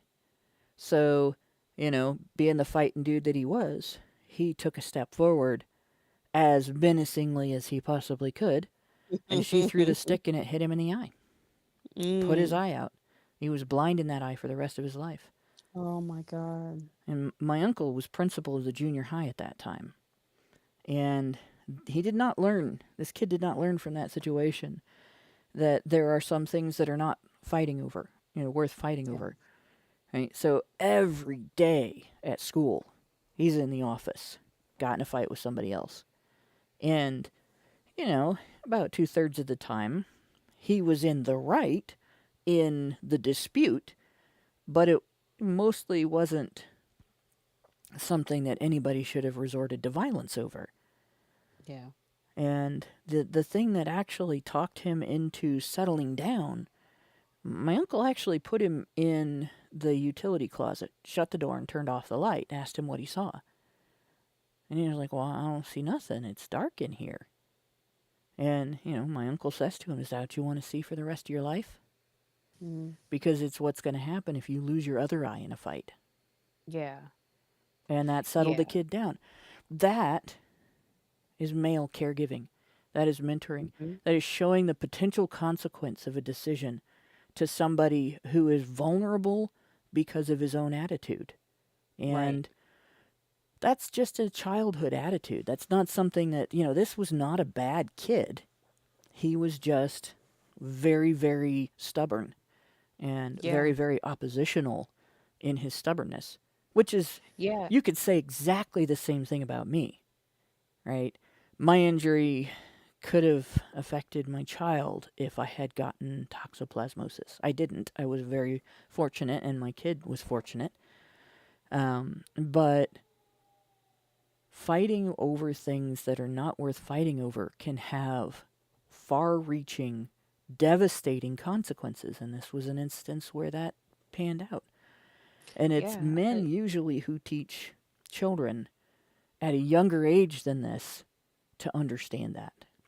Yeah, because they learn first, because when little boys are young and they fight amongst each other, no one's really quick to break them up, right? Unless you have an extremely oversensitive mother, and, "Oh, don't do that," like the father will step in and say, "Listen, this is something that they need to learn," right? And these are vestiges of our gladiator type society that we just don't have anymore. Not really ingrained in wider society, right? But they're so necessary. It's so necessary. And it just does us a disservice when we try to, steer each other away from these conflicts because they teach us about how to deal with it with each other. Yeah. And I think that that's where a lot of women just fall off the map when it comes to um just growing, Yeah. right, like societal growth within uh, Yep. women are taught to coddle and no, you don't want to be this, but no, you have to, there has to be a little bit of back and forth and give and take, right? And It there can't has just to be an it, understanding of agency. yes, yeah, Like your intentions don't affect the consequences of your actions. Right? right, What affects the consequences of your actions is the contributing factors in the circumstance, in the environment, the actions of other people. Your intentions hmm, don't mitigate those factors. right, And for instance, like the boy and the girl I was talking about, where she threw the stick and it hit him, she wasn't aiming for his eye. mm, She still had to remember for the rest of her life that she half blinded another kid because she had a yeah, temper tantrum, yeah, right? That's a consequence. and And yeah, and her that's father's job was to make her understand that it's right for her to feel bad about that, and it's right for her to use that bad feeling to direct herself to control her anger in future situations. right, right, right. There's a learning that comes with the consequences of your actions, right? Yep. Like so she may have been fully in the right to stand her ground. I mean, She obviously really she wasn't wasn't. because yeah, and right, like your kids and nobody owns the sidewalk or the whatever, your Yeah. kids, you don't own anything, so shut up. What are you talking about? But she laid the groundwork for her expectations, and her expectations were trampled upon, and so she felt this righteous indignation to therefore act upon that and say, oh, well, no, you're not going to get away with this because I said no, Right. She right? thought she was standing her ground. She thought she was engaging in self-defense. She did get punished for that, by the way. Mm. But not as much as he did because he lost an eye. There was no amount of Yeah, punishment that you could do to her legally and equate to losing an eye. right. But And uh, and but she, and like I that said, that guilt, on the other hand, while it doesn't equate to legaling to losing an eye, it does right. it does provide a very valuable tool to her in the future to prevent herself from doing that to somebody else. And Right. it should be And on both parents to teach kids that. But moms are mhm. not as good about it, and it's No. just a fact. Yeah. Yeah. And the lesson of um his consequences being worse than hers really is the lesson that she should have learned. Hopefully she did. Well, both of them, the same lesson that I had to learn with the Fago bottle incident. Hmm. Before you get aggressive with someone, the first question that you got to ask yourself, is this worth fighting over? Is this gonna hurt me more than it's gonna hurt you? Well, and when you consider whether something's worth fighting over, you have to Hmm. remember that fighting can entail long-term, far-reaching, profound consequences that are Implications, right? completely unintended, Yeah. Yeah. right? And this is so. I'm going to switch to the cop's statement here, and we're going to read that. But before we do that, I want to point out, once upon a time, kids did learn these lessons because rough and tumble play was valued, right? Yes. And Yep. it was recognized that Yeah. this is just something that kids do, and they work out their skills at assessing their circumstances, negotiating with each other, figuring it out. Instead of having to run to an authority every time, and instead of having to resort to violence. Yeah. And so it used to be that we were allowed to get into fights, maybe not that kind of fight. A parent sitting on that porch would have stopped that girl from throwing that stick, for instance. Yeah. And a parent walking with the boy would have said, this isn't worth it. We're going to cross the street. Yeah. We can cross back at the corner. This is no big deal. Let her be mad. She can't do anything about us crossing the street. But Right. If well, go ahead. I was gonna say, and if the coach of that team had recognized that that person didn't belong under that tent, maybe he could have stepped in and said, "Hey, listen, you need to move on and Yeah. not be here." It's just Well, and parents could have allowed kids this is something that before I was part of the men's rights movement, I was on a social media site that was specifically geared for artists and writers. That it later got taken over by another company, and it's not a social media site anymore. Now it's basically a stupid tabloid.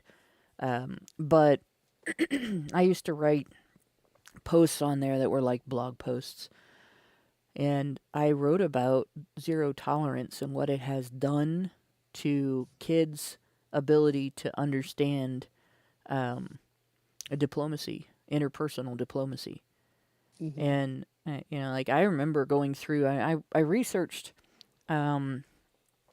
multiple news articles and studies and some cases that were, published online. The actual case file was published online and stuff like that, where there were different things that were addressed, like interpersonal violence between students, students bringing forbidden items to school, ranging from books they weren't old enough to be reading yet, to weapons, to drugs.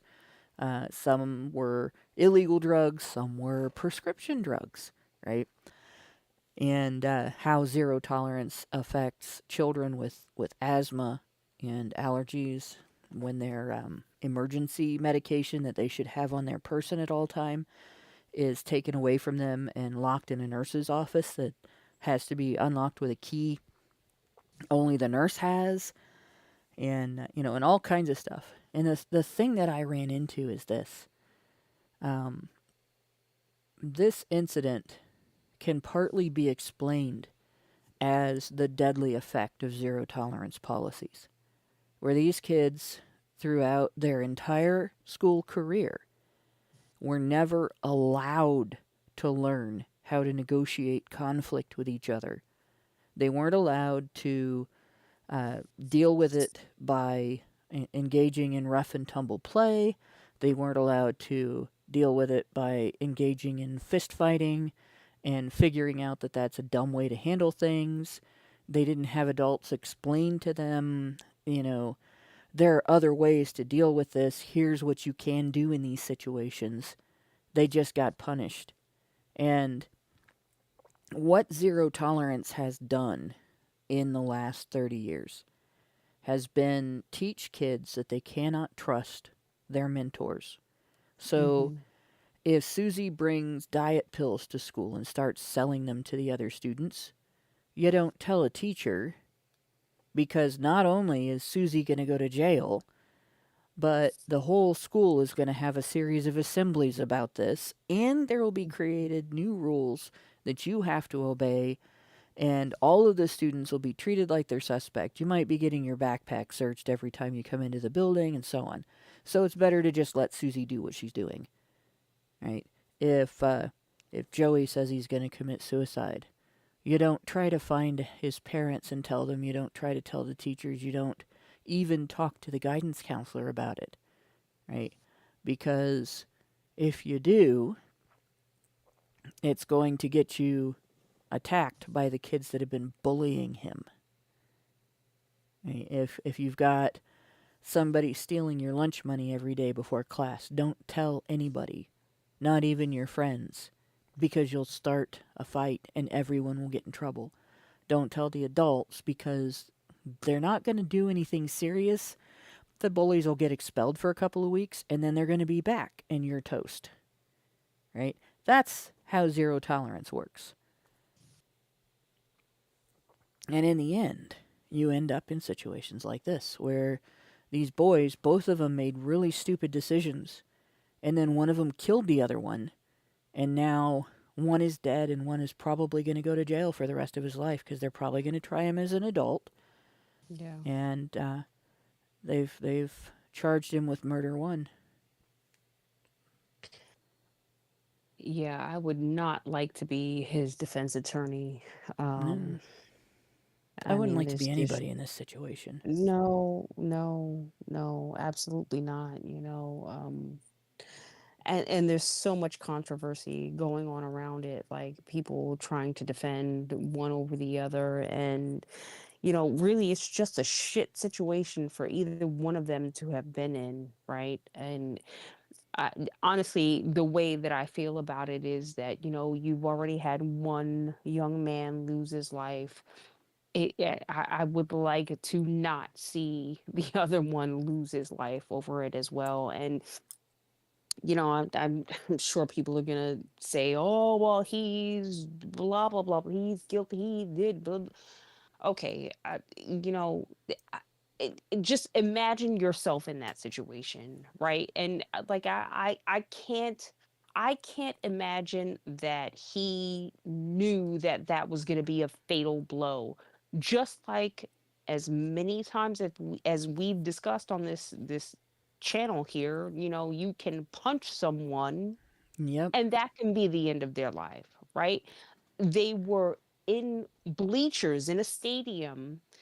I mean, if he had just pushed him the wrong way, he could have fallen and hit his head some way, and you know what I mean? There's so many different scenarios that could have happened, in which that one man could have young man could have lost his life and the other one would have been guilty. And the main thing is that we do not have all of the information surrounding the what happened before that all transpired, Yeah. right? Like we have some information, but I don't think it's enough to make a conclusive decision one way or the other. And I really just kind of want to. Well, everybody has a right to due process.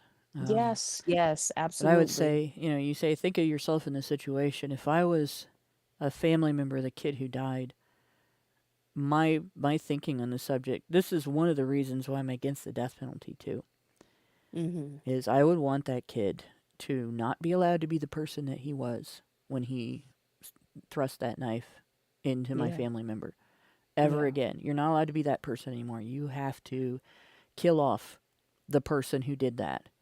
But you're not allowed to die, right? Your mind that remembers doing that and has to contend with having done that has to live on and deal with that guilt, right. right? And that the only way to achieve that is treatment. The only way to achieve Hmm. that is for this kid who's just barely young enough to still be considered a kid. In a Right, year, the right. United States government could tell him he has to go to war. And he doesn't get a Exactly, choice to say no, right? He's that old, exactly, right? exactly. He's old enough and young enough. He's got enough agency and enough plasticity for Hmm. reformation to take place. Hmm. And reformation means you kill off the violent person that you are right now, and you form a new person on top of that foundation, on top of the dead person that you were, and you be that person, that better person for the rest of your life. And it's your responsibility now because you did something so bad, right, that other person that you were deserves to die for it. Yeah. Right? That's the way I'd feel about it.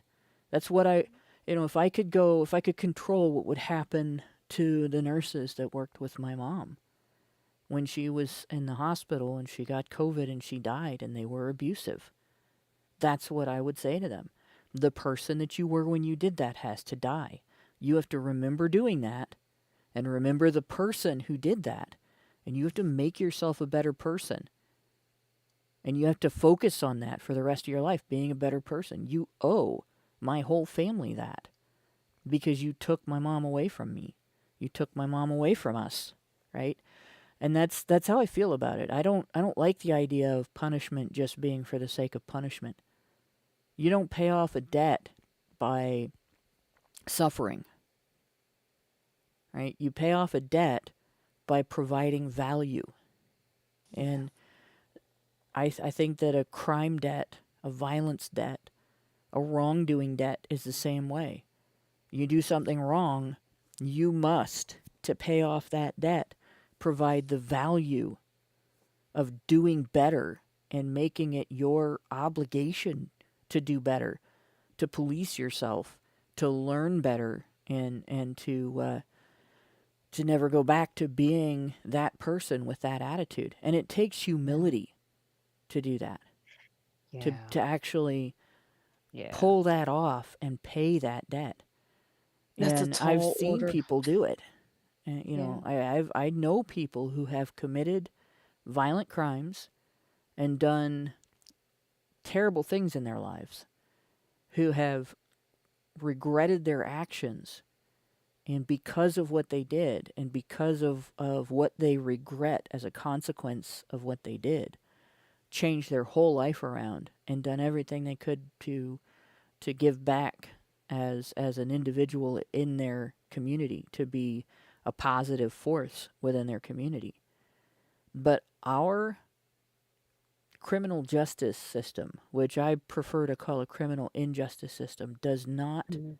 lend itself to that. No. And I think that needs to change. Yeah. Absolutely. We don't, as much as we like to say that the system is rehabilitator, I can't talk. They don't rehab anyone, Right, it's not right? very Like it's rehabilitative.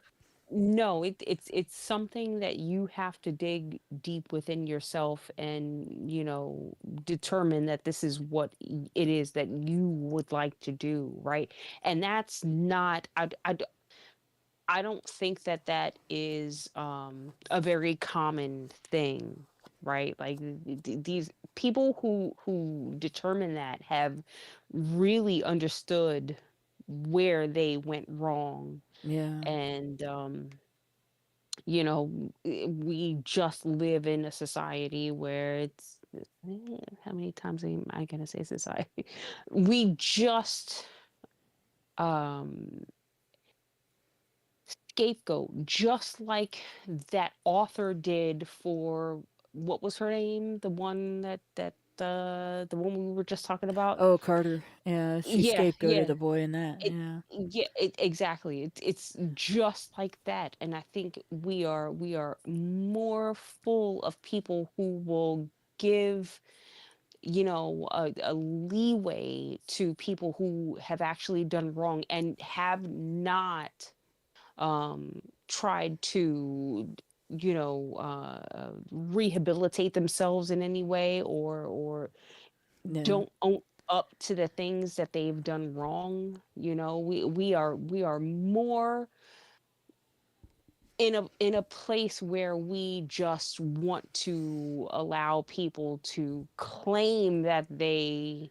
deserve forgiveness Yeah. than actually, going through the performative steps of doing it. You've sat in a room behind bars in an environment that messes with your mind for this long. You're okay, get out. Yeah, yeah, Yeah. no, I'm so really sorry that I've had to waste my life away behind these bars. I'm Yeah. really sorry. I'm really, really, I'm sorry. I just don't want to do this anymore.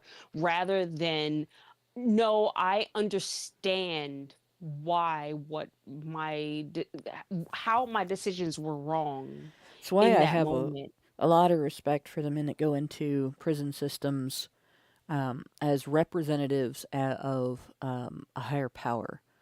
And Mm. it's not just Christian ministers that do this. Rabbis do this. Mm-hmm. God, I can't think of the imams do this. Yeah. Pagan priests do this. Like different people will go in, and it's the idea of using conversation and basically verbal mentorship, where you're providing group therapy, you're discussing one-on-one with people, you're offering advice, you're offering comfort, and somebody wants to talk about their guilt with regard to something that they did and the consequences that it affected somebody else. That like the drunk driver who just wanted to go home but Mm-hmm. unintentionally killed someone because he lost control of the car. Drunk Right. driving was a stupid decision, but it doesn't mean that he intended for that other person to die. And so for the Right. rest of his life, he's guilty over it. And however long he's in jail, it helps to have a minister or a rabbi or whoever he connects with to talk about that. But a lot of times, those guys will go in and they'll talk to these guys that have done things that have had profound, horrific consequences in somebody else's life, and help them process the guilt and help them attach that process to a moral code. Mm-hmm. And a moral code is usually based on a combination of a code of ethics and a set of religious dogma. And Right.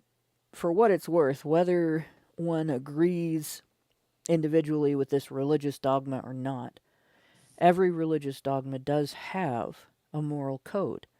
And helping somebody humble themselves to a higher power and evaluate their attitudes, not just their actions, but the attitude behind the actions Mm-hmm. on the basis of that moral code and the dogma of a religion. That can actually be more rehabilitative than anything a psychiatrist can do. Yeah.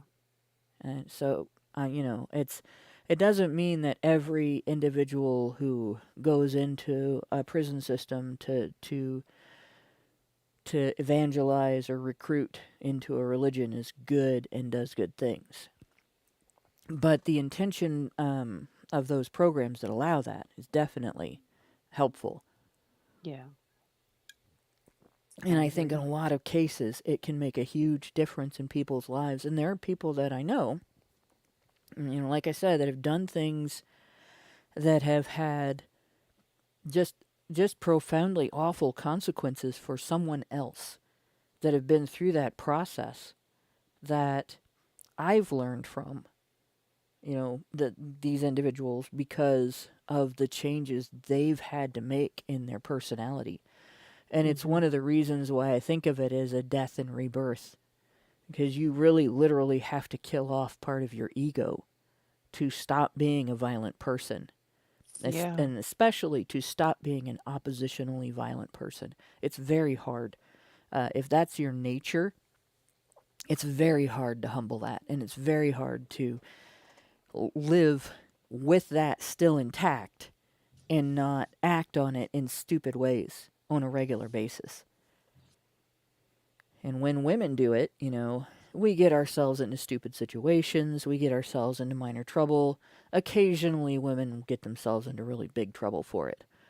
But the same actions that get excused or lead to just minor trouble when a woman does them under that circumstance, when a boy or a man does them, they end up in deep shit or dead, Yep.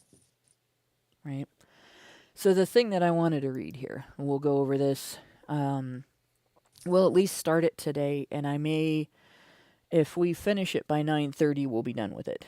But if we don't finish it by 9:30, I'll finish it next week. And next week, we also have an article that's basically an update on something else we talked about before. But shoot, I just completely lost one of my chats here. There it is. Okay. I just went to, we got a $10 Rumble rant that I haven't read yet. Let's see, that's pronounced, I'm sure, differently than I'm going to, but it looks like it's prolepsis. Gave us $10 and said, people should prefer freedom of speech over freedom of touch. I've had people grab me in an effort to control my person and claim horseplay later. Kindergarten rules dictate keep your hands to yourself. Yeah, you don't have the right to touch people without their consent. At the same time, what zero tolerance actually dictated to schools is that if you had I don't know, Billy and George get in a fight, and you get down to the facts and you find out that George was, friends with somebody Billy didn't like, and that person's not around, so Billy decided to go punch George and backed George into a corner and kept hitting him until George finally hit back. Right? In my day in school, George would have been sent back to class, and the principal would have given Billy a talking to. Maybe he would have paddled him, depending on how early in my school career, because I kind of died off. About the time I hit junior high, they started, you can't paddle kids in school anymore. But he would have definitely been lectured on the situation. He would have had, a whole discussion about why it's ridiculously stupid to attack George if the person he's angry at is somebody else that isn't even there. And he probably would have had some sort of punishment, right? And he would have been told he had to apologize to George, right? And then the other thing is, if in the process, let's say he broke George's glasses, George's parents would have gone to his parents, and they would have paid for George's glasses. Right? They wouldn't even have had to sue for that. There would have been no small claims court case. There would have just been, Billy punched George in the eye and broke his glasses. Oh gosh, we're so embarrassed. How much are the glasses? At least we can pay for the glasses. And then Billy would have got punished at home too. Yeah. Right? Today, the school would punish both Billy and George. And when George's parents came to the school and said, you let our kid get beaten up, get attacked and beaten up, and you didn't supervise well enough to stop that from happening, and now you are punishing him for being the victim, they would have been told, well, he shouldn't have hit back. But if he didn't hit back, they would have been told, we always punish both kids in a fight. They're not allowed to get into a fight. And that's zero tolerance. Right? That is the stupid, idiotic nature of zero tolerance. They would punish the perpetrator and the victim of a rule breaking that, were they adults and it happened in a bar, would have been a crime committed by one of them against the other who would have been a victim of the crime. And so it doesn't really... What do you learn from that? What do you learn as Billy? You don't. Right? Maybe you can endure a punishment so that George also gets punished and you get to beat him up. Yeah. Right? And what do you learn about that as George? And, you basically learn that you might as well beat the shit out of Billy if he hits you, because you're going to get punished just the same. Yep. Like, you don't learn anything good from that. And you learn to not tell the adults if you're in a fight, because you're going to get punished. So, with that in mind, reconsider this incident. Where were these boys coming from? Did they have zero tolerance policies in their school? Were they, when they went to elementary school, were they in an environment where if they had gotten into a fight that didn't end in anybody's death, and one of them knocked the other one around and the other one didn't do anything about it, would they both have been punished? Because if that's the environment that they were coming out of, it's no wonder they fought like this. Mm-hmm. Yeah, John Doe hit a nail on the head here, too. He says, I wonder how much does zero tolerance contribute to school shootings? And from what I found that among the various news stories and stuff about violent incidents in general in school, where there have been incidents where kids have engaged in shootings, there have been incidents where kids have tried to poison other kids, there have been incidents of stabbings, of gang violence where it's 8 or 9 people on one. In all of those situations, there were incidents where students knew ahead of time that the violence was going to happen, and they did not talk to an adult because they were afraid of the consequences of talking to the adult more than they were afraid of the consequences of the other kid's violence. So that should answer your question right there. Every situation where a kid could have maybe stopped the violence from happening by going to an adult, in every single one of those situations, zero tolerance was a causative factor. Right? Because it directly contributed to thwarting any efforts at prevention. So, in the news article, let me see if I can find where it says. Okay. Frisco Police Chief David Shilson called the incident a senseless act of violence in a lengthy statement last week while offering his deepest condolences to all of the families involved, which I like that he said that, especially the Metcalf family. When I was in school, if we had lost a teammate to an act of violence, their family would have obviously been devastated, but the rest of us in our families would have been sad too. And our parents knew our teammates. They, we went to each other's houses for, snacks and dinner and hanging out and stuff like that at different times. Our parents all sat together in the stands and rooted for us. It would have been devastating to all of the parents to lose any of the kids and to see any of the other parents go through that loss. And I'm sure that it would be the same. We had a teammate on my track team that made a dumb choice and ended up in juvie for the rest of his high school career, most of the rest of his high school career.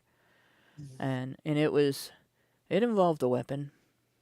And it was just a momentary stupid impulse. He didn't actually attempt to injure anybody with it. He was just attempting to scare somebody with it. But he committed an illegal act, and it resulted in being incarcerated. And this wasn't, some dumbass from, the deadbeat homeroom that all the kids get the bad grades because they don't do their homework and they act out all the time, right? This is a kid that was taking calculus and physics and preparing to go to college. Highly intelligent. Just made a dumb choice because he was a kid. Thought it would be funny. Didn't consider, that the other person didn't think the same way about it and was obligated to call the police because she was at work. And so,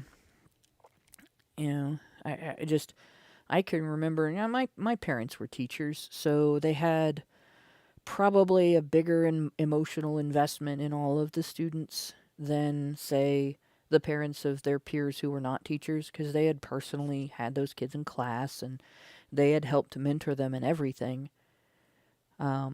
But even my friends' parents were all sad. Like this, it was just senseless and stupid. And that was just over, a record that was going to disappear. Like when he turned 21, that would drop off. Nobody got injured. It was embarrassing for him and his family, and some people were mean to her about it. Really mean, actually, even though she didn't do anything wrong. But the whole situation, it affected every family that knew those kids.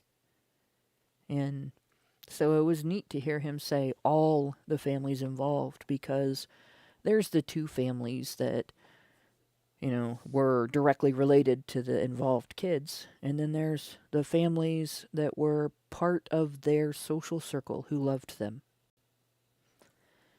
So his statement is as follows. Right? This week, our Frisco community suffered the devastating loss of one of our young residents because of a senseless act of violence. On behalf of the Frisco Police Department, I want to offer our deepest condolences to all of the families involved, especially the Metcalf family. Keeping our great city safe requires an incredible partnership with those who live and work here, as well as community stakeholders. Therefore, I ask everyone to be cautious of the inaccurate information that is circulating related to this incident, and to only trust information that comes from official releases and verified sources. Beware of those taking to social media to deliberately spread misinformation, hate, fear, and division. Yesterday evening, a fictitious account was created using my name perpetuating misinformation. This is a criminal offense and a third-degree felony, which will be investigated. So there's accounts I had to go through and start looking. I couldn't take anything after I read that.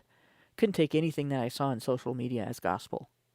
Because when you think about it, I could create an account with his name on it and say anything I wanted. And if I didn't tell people that I was a parody account, people might believe it.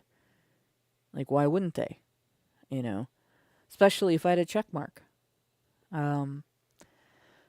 As part of this partnership in keeping our community and our schools safe, I ask this of our students and our parents. As parents, we must remind our sons and daughters that the choices and decisions they make today can lead to severe consequences for the rest of their lives. Violence cannot be the go-to means that our young people use as their only way to resolve disputes. We must have conversations about what guides their decisions and motivations. Our students must consider their futures in everything, in every choice they make, in every word and image they post, in every person they are friends with. And I would like people to note here, right? He didn't specify. He's talking about this in terms of actions, not individuals. So when he's talking about violence cannot be the go-to means that our young people use as their only way to resolve disputes, everybody's going to be heated about this discussion. Right? It hurts to hear about a 17-year-old getting killed. It's just heartbreaking to think about somebody's life ending at that point. And that heartbreak and outrage can cloud your judgment. Right? And nobody wants to speak ill of the dead. Nobody wants to speak ill of a crime victim. And it was a crime to stab him and kill him. And so nobody wants to consider what actions could he have done differently that would have changed the trajectory of that interaction. But it's something that if you love your children, you really and truly love your children, sons and daughters, when you talk to them about violence and conflict and how to handle disagreement and other people's aggression, because being in a place that is not dedicated to you, being unwanted and insisting on being there against the will of the people whose space it is an act of aggression, even if it's not violent. It doesn't necessarily justify getting into a violent conflict, right?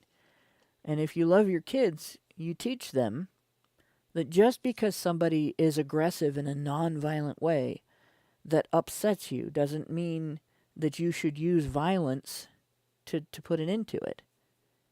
And if you are going to use violence to put an end to it, it's better to use the proxy violence of an authority than it is to use your own violence and be wrong or be harmed for being right. Right?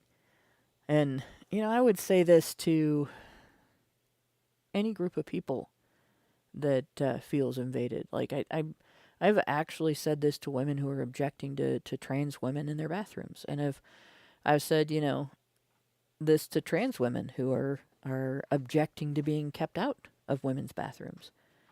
Like, this is the best way to handle this kind of situation is through debate and through dealing with it in an authoritative manner. The business that owns the bathrooms has the right to make their rules, and you follow those rules. The group that owns that space has the right to make the rules about that space, and you follow those rules. And when you think somebody's breaking a rule, you don't start a fight with them. You go to the individual who enforces the rules of that space. Violence only creates results like this story, big or small. But he goes on, he says, I'd like to express my thanks to those members from Frisco PD, Frisco FD, and Frisco ISD. So that'd probably be like all of the different first responders, the fire department, the police department, and the EMTs that probably showed up as quickly as they could under that circumstance, who responded quickly to this horrific and chaotic scene. I'm also thankful to the school resource officer who quickly took the suspect into custody, and I'd like to thank the many students who have offered statements and provided useful information related to this investigation, and I encourage anyone who has further information to please come forward. Which means he's doing everything he can to get to the bottom of this and not just taking a side. And he finishes up with, based on my 23 years of serving Frisco, I am confident in this city's ability to respond to this tragedy with compassion and empathy. Together, we must all demonstrate mutual respect for one another. The Metcalf family has made clear through their statements during this very difficult week that they will lean on their faith to guide them. I encourage our community to do the same. I ask that you lift up the Metcalf family in prayer and pray for all the families that have been impacted by this senseless act of violence. So you see at no point is he demonizing anybody. At no point is he making any statements as to guilt or innocence. What he's talking about is healing the community and helping future young people in the community better understand how to respond to conflicts like this without violence. Richard Bier asks, at Hannah Wallen, I wonder what would have happened if he was invited to pray with the other team. Would have been an interesting question. Maybe things would have been entirely different. Maybe he would have said yes. Maybe he would have said no. Maybe he would have been uncomfortable and left. But I doubt the outcome would have been him stabbing somebody. Right? If somebody had sat down next to him and said, hey, man, are you okay? That probably wouldn't have resulted in stabbing. Like, if I was at a cross-country meet and a player from another team sat down under our canopy, that's the first thing that we would have responded with, because people get really out of breath, they get cramps, they get tired, they don't feel good. It's a kind of a brutal sport, really. It's very quietly brutal sport. It's brutal to the athletes individually, without a whole lot of fanfare to tell people what they're going through, in an entirely different way too than football is brutal. Because football, they have concussions, broken bones, bruises, have huge amounts of pain and suffering that takes place there. But with running, that's really tough actually on your whole body in a whole different set of ways. And a lot of circulatory issues. I had a teammate that had a heart condition. I had an asthma attack every race. And so, my team especially, we had enough handicaps on the team. If somebody had sat down under our tent, we'd have been like, "Hey, man, are you okay? Do you need us to get somebody to help you?" That's check and see if they're breathing okay, and then probably would have ended up in a conversation about the event. Very little. We had conflict one time. We gotta remember this is like just before the 90s, and we had a girl on our team who was half black and half Indian, like Indian. If I understand correctly, her family heritage, she might have been half black, a quarter Indian, and a quarter white. But there were some girls from one school that particular community was living like it was 1950 in a lot of ways. And, or longer ago than that, because my dad said it wasn't even that bad everywhere else in 1950. It was just that community. And he never really understood why. And he lived there for a while, so, he knew. But in any case, they were, using racial slurs and being dumbasses and everything. And some of the rest of us on the team were really pissed off because they were messing with our friend. And they were treating her like she was less for reasons that had nothing to do with the kind of person that she was. And we were wanting to mouth off back to him and get into a conflict, and she was like, "Nope, we're gonna walk away, and then we're all gonna run as hard and as fast as we can. We're gonna beat him on the course." And we did. Like, we put everything we had into that race. There was to be no fuck yous, no nothing. Shake hands if they came up to us. And believe it or not, afterward they showed some respect. Because she came in second, right behind our first place runner. And she beat all of them, every single one of their team. She ran faster. And, that was worth more than anything we could have said to them. Like that's the kind of lessons you learn growing up in a rough and tumble environment. You figure out your victories. Which victory do you want? You want the victory where you knock someone on their butt and you hate each other for years? Or do you want the victory where you show somebody that their first impression, that their prejudice against you is stupid, and you earn their respect? Because I think that's a bigger victory. But in this situation, that victory never got a chance. Because both of the boys, they just went straight for violence. And one of them got killed, and the other one's, guilty of murder now. If he did what it looks like he did. And he's probably screwed. Unless there's some information that hasn't come out yet that changes the entire story. Like, maybe where he was grabbed. There's a huge difference, for instance, between getting grabbed by the arm versus getting grabbed by the throat. Things like that. But it's just an awful situation. And I really think that the chief there made the best statement he possibly could have made in that circumstance. And I hope that the adults in that community take his advice.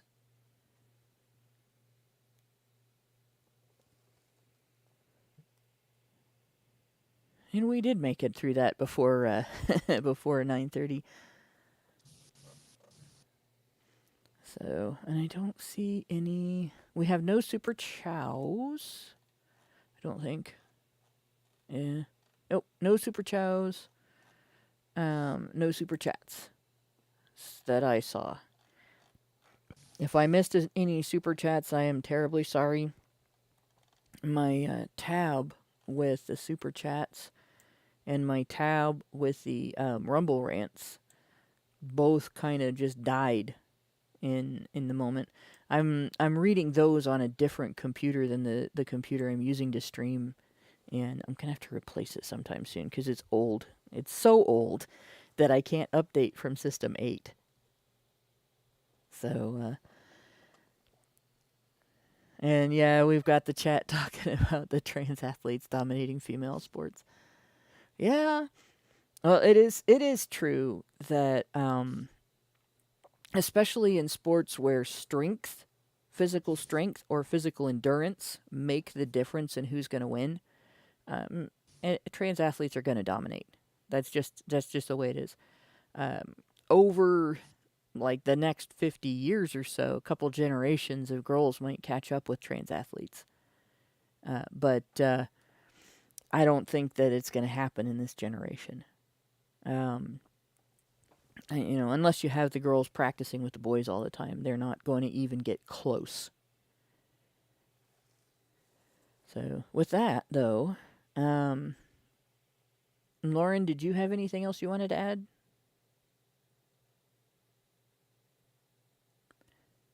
No, maybe I kept Lauren up too late.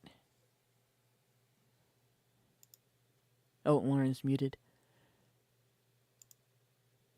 It's okay. So I guess with that, I will thank Lauren for going through. This was a tough issue to talk about, too, because, like, it looks like there's an obvious right and wrong here, and it's hard to not condemn because that was an extreme act of violence and a really awful way to handle the situation. But I think, like the officer said, we should wait for the rest of the information to come out before making any decisions. Thanks, everybody, for listening to this, and thanks to everybody who works in the background to make HBR Talk happen. Good night, all.